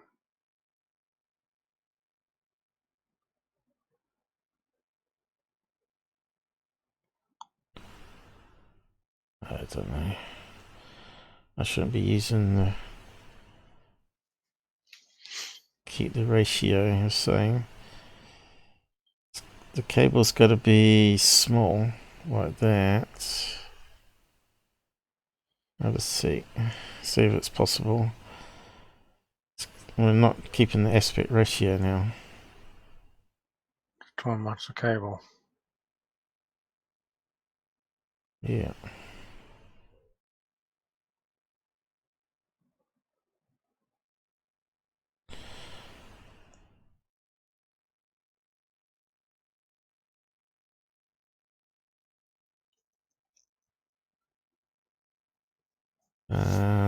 Well, no. Does it need to be bigger in one direction? Getting closer. This line's moving, mixing up, and they're getting closer together now, see? So maybe the two photos have been cropped wrong. In that case. And they're not the right stereo at all. I reckon the guys mucked around with it a wee bit. That's too big now.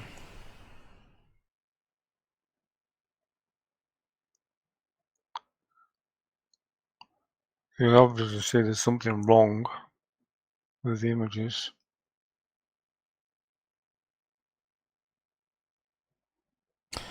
Oh, I've just changed the alignment.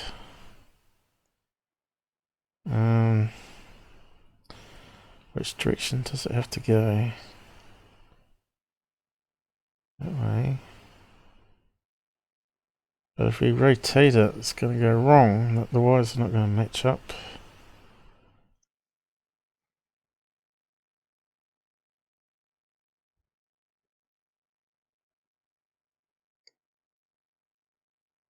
So I think the wire's got to go more to the right on that to get them to match. I don't know.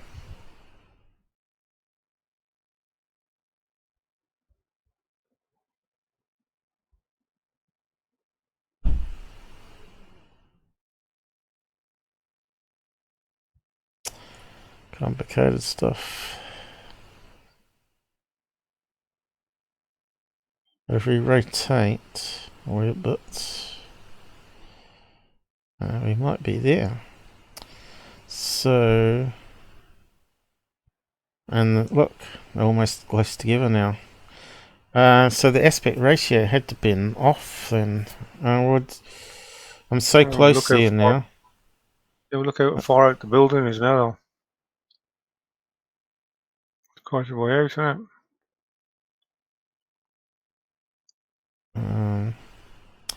Maybe not.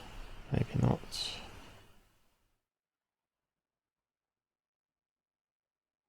Maybe it still needs to be stretched this way.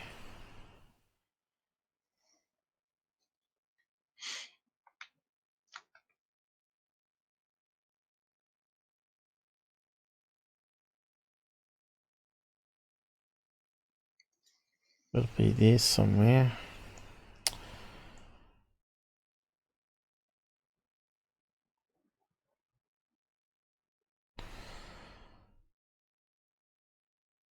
That's not too far. Images are getting close together. Oh, over there. So now. What happened there? We're just going to make that one a little bit smaller.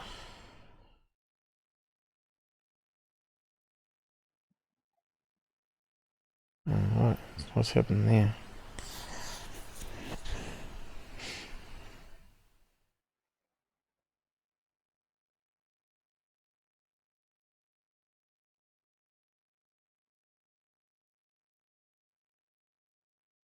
Close. And we're going to go off the edge.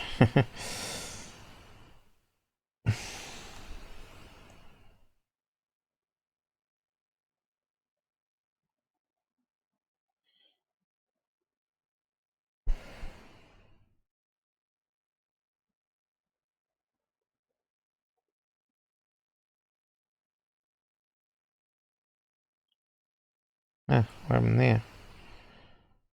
Oh, something went crazy there. Well, this has been the hardest one you've had to match up so far, isn't it? Let's look at lining up with the model there, though. Look. But now this is out here.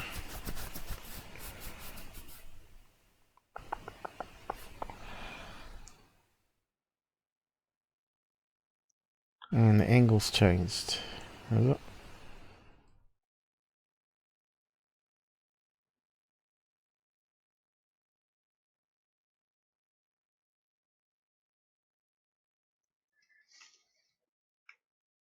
What happens here?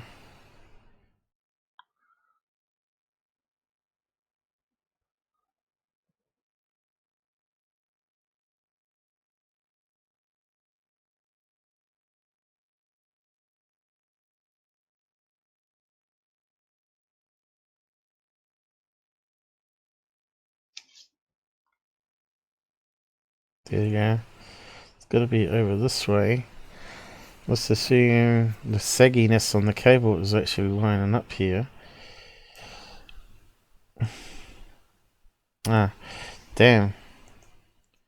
I was holding down the shift key when I shouldn't be.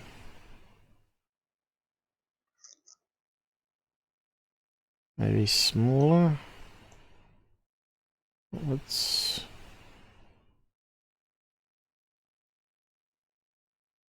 It'll be there. For the house. Damn. So tricky.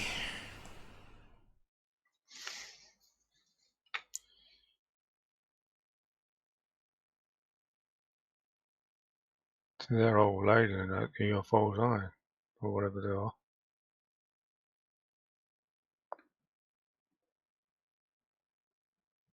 I think the model's in the right place, so something's just not right.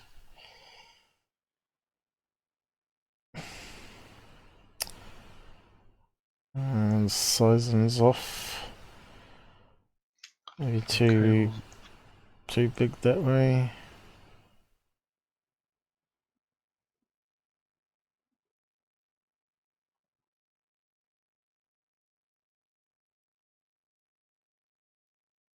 Gotta be on there.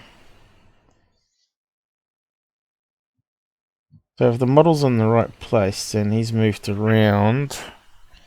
And maybe moved back a wee bit. So...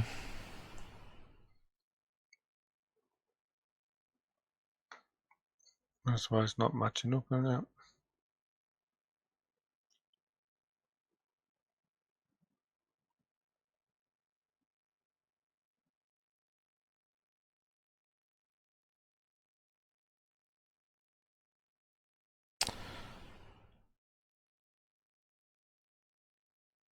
Yeah, stuffed up there.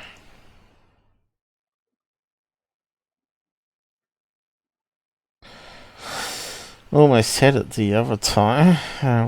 Why have I lost it now? Is it too big? No, it's...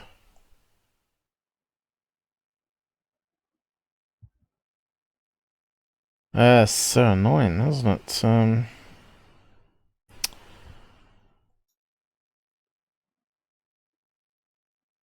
Gotta be further along. So,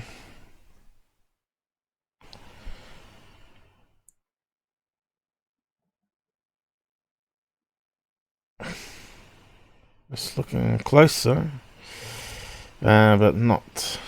So it's gotta go a saggy cable, but to be there.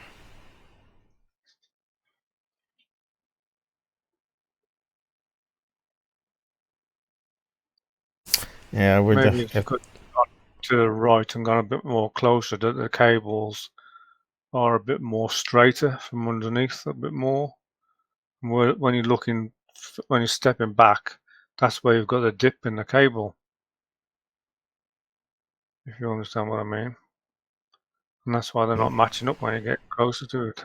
We got it. We haven't got the SED plane, have we? We can't sort of rotate the image that way. I think that's the problem.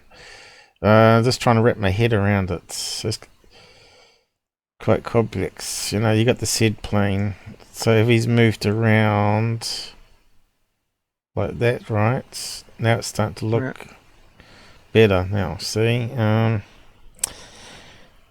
The building's now looks like it's in the right angle. Yeah. You see, it's complicated. You got to visualize it in your head. Yeah, that's what I'm saying. From more distance away, the cables would look more of a dip. When you get under them, they'd look more straighter, wouldn't they? So that looks like it's lining up with the house now. Bingo.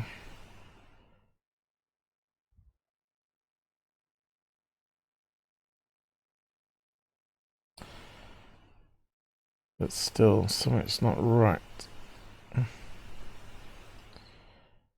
Because the cables are wrong.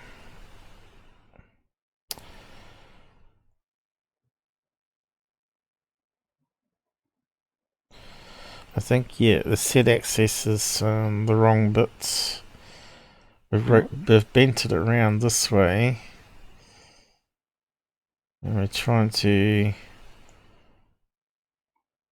You can't match up the cables. Because one's from a distance away and one's for closer to, underneath. More under.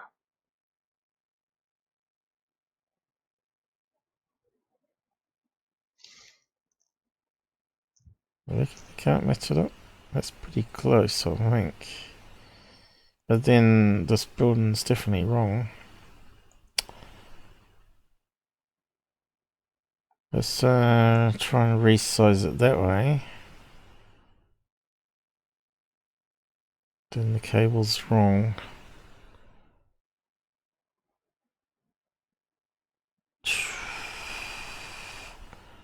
Maybe it's got to come more this way.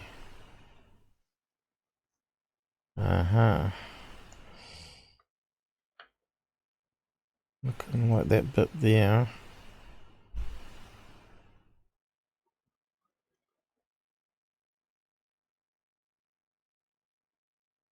Yeah, I think the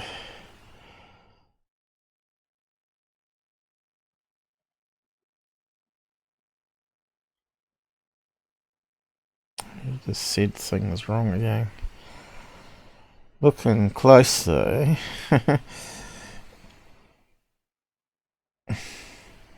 Cable's closer. Isn't it? The cable's a lot more closer. And the posts are not straight enough. It's on a slight angle there, the post though. I think it's close. I think it's close now. But how can they say the model's in the same place? So we need to stretch it downwards a bit, or what?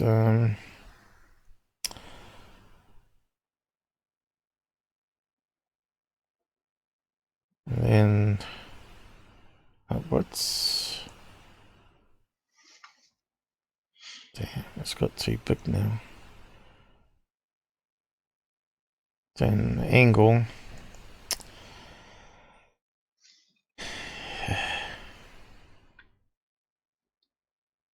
It's not right still. You've got some patience, I'm telling you now. I would have lost it by now.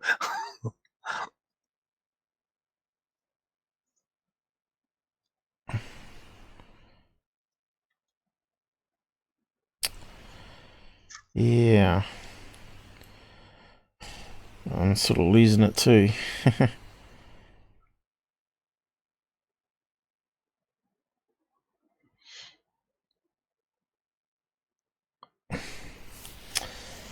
Yeah, I think we're gonna have to give up on it. Yeah. I think it. Yeah. Something's not right. So I've done something wrong. This definitely looks like it's something to do with the rotation of the SID plane. Yeah.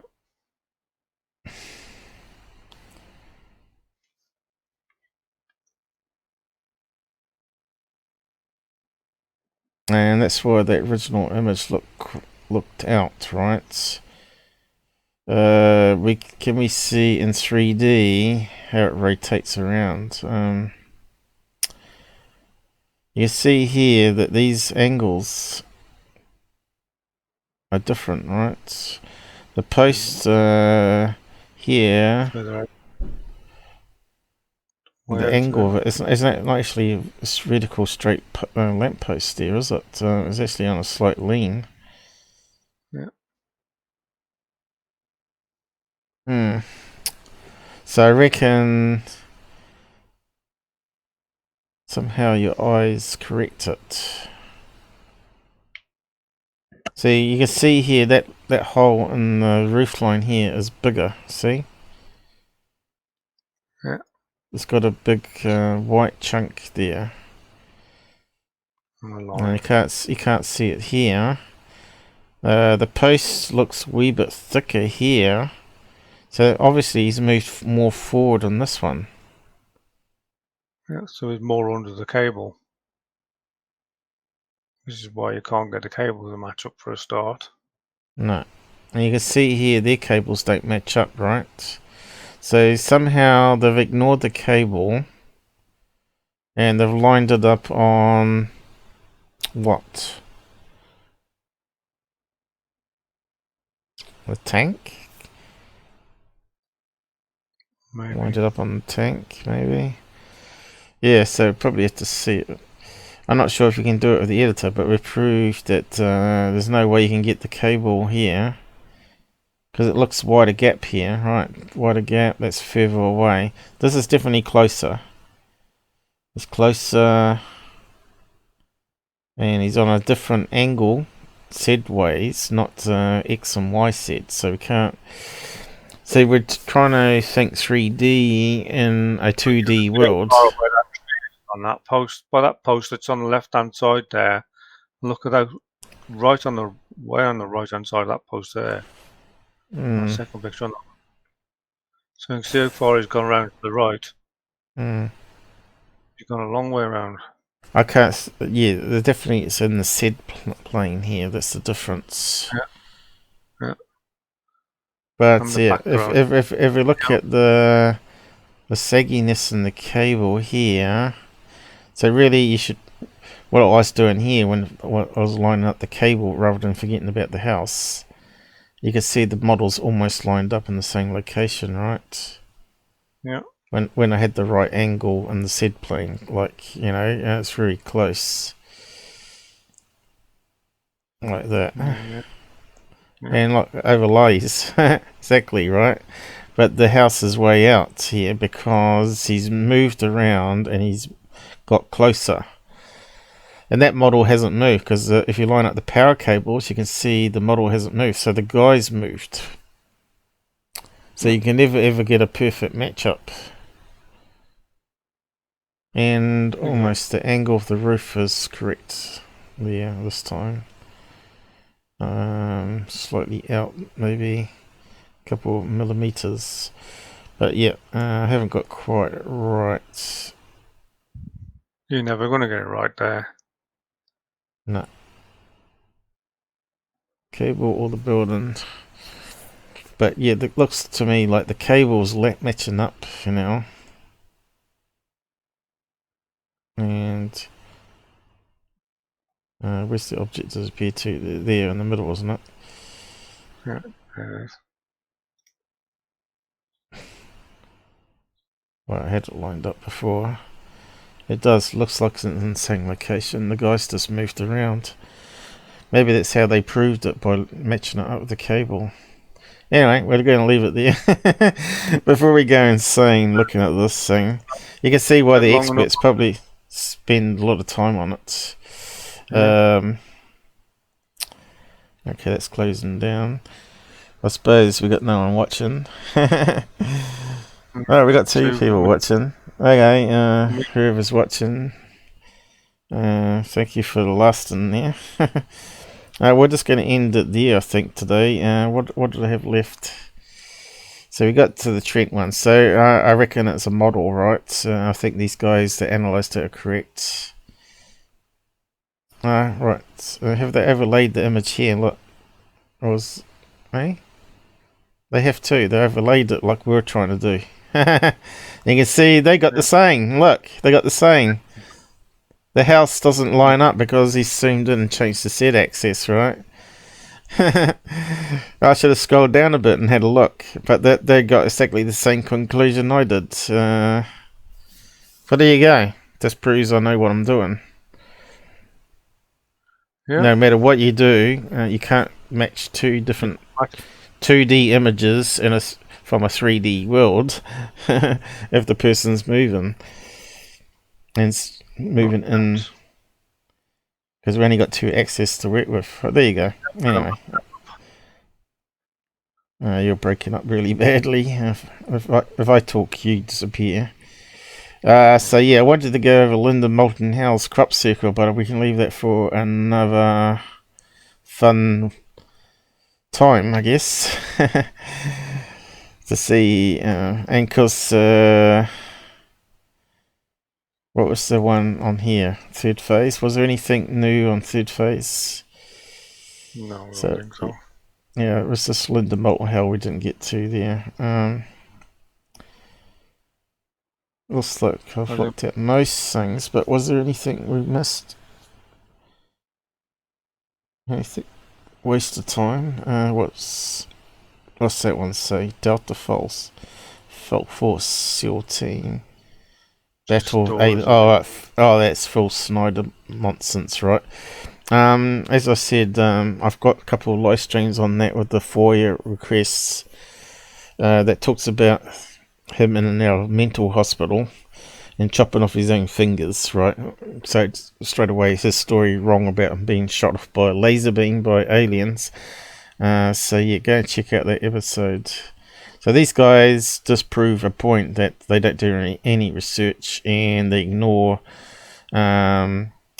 evidence or facts to support the narrative that there's an underground base and tunnel system, and that's just a made-up story by a guy that's a bit mental.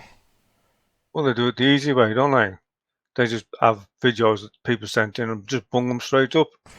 So yeah, we're pretty much finished with the third phase at the moment, I think. Playing soldiers. We got lots to cover next time there, and probably more again off third phase and Gufon. It's never going to end.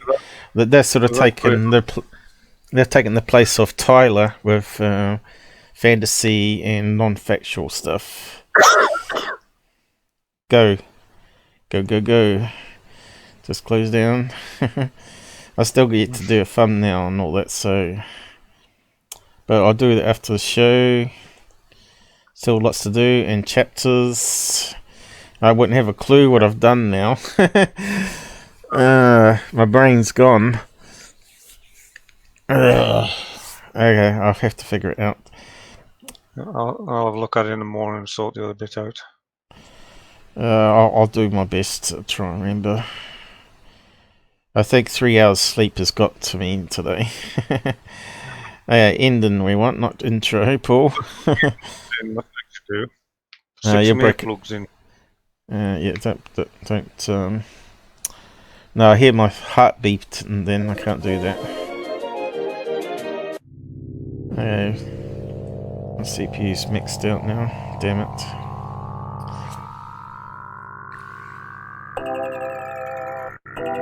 Hey, Charles, I'll catch you later. If I can close you down, that is. I can't close you down at the moment. See you then. Okay. Thank you.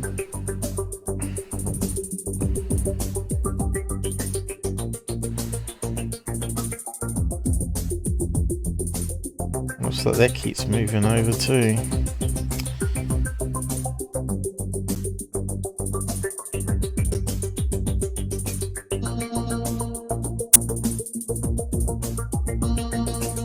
Oh, this is hopeless.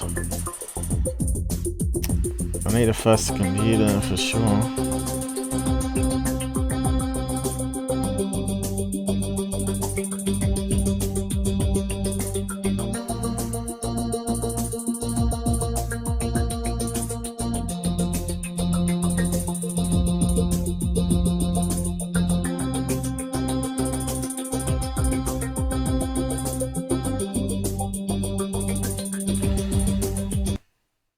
Okay, that thing keeps moving. Okay, end here.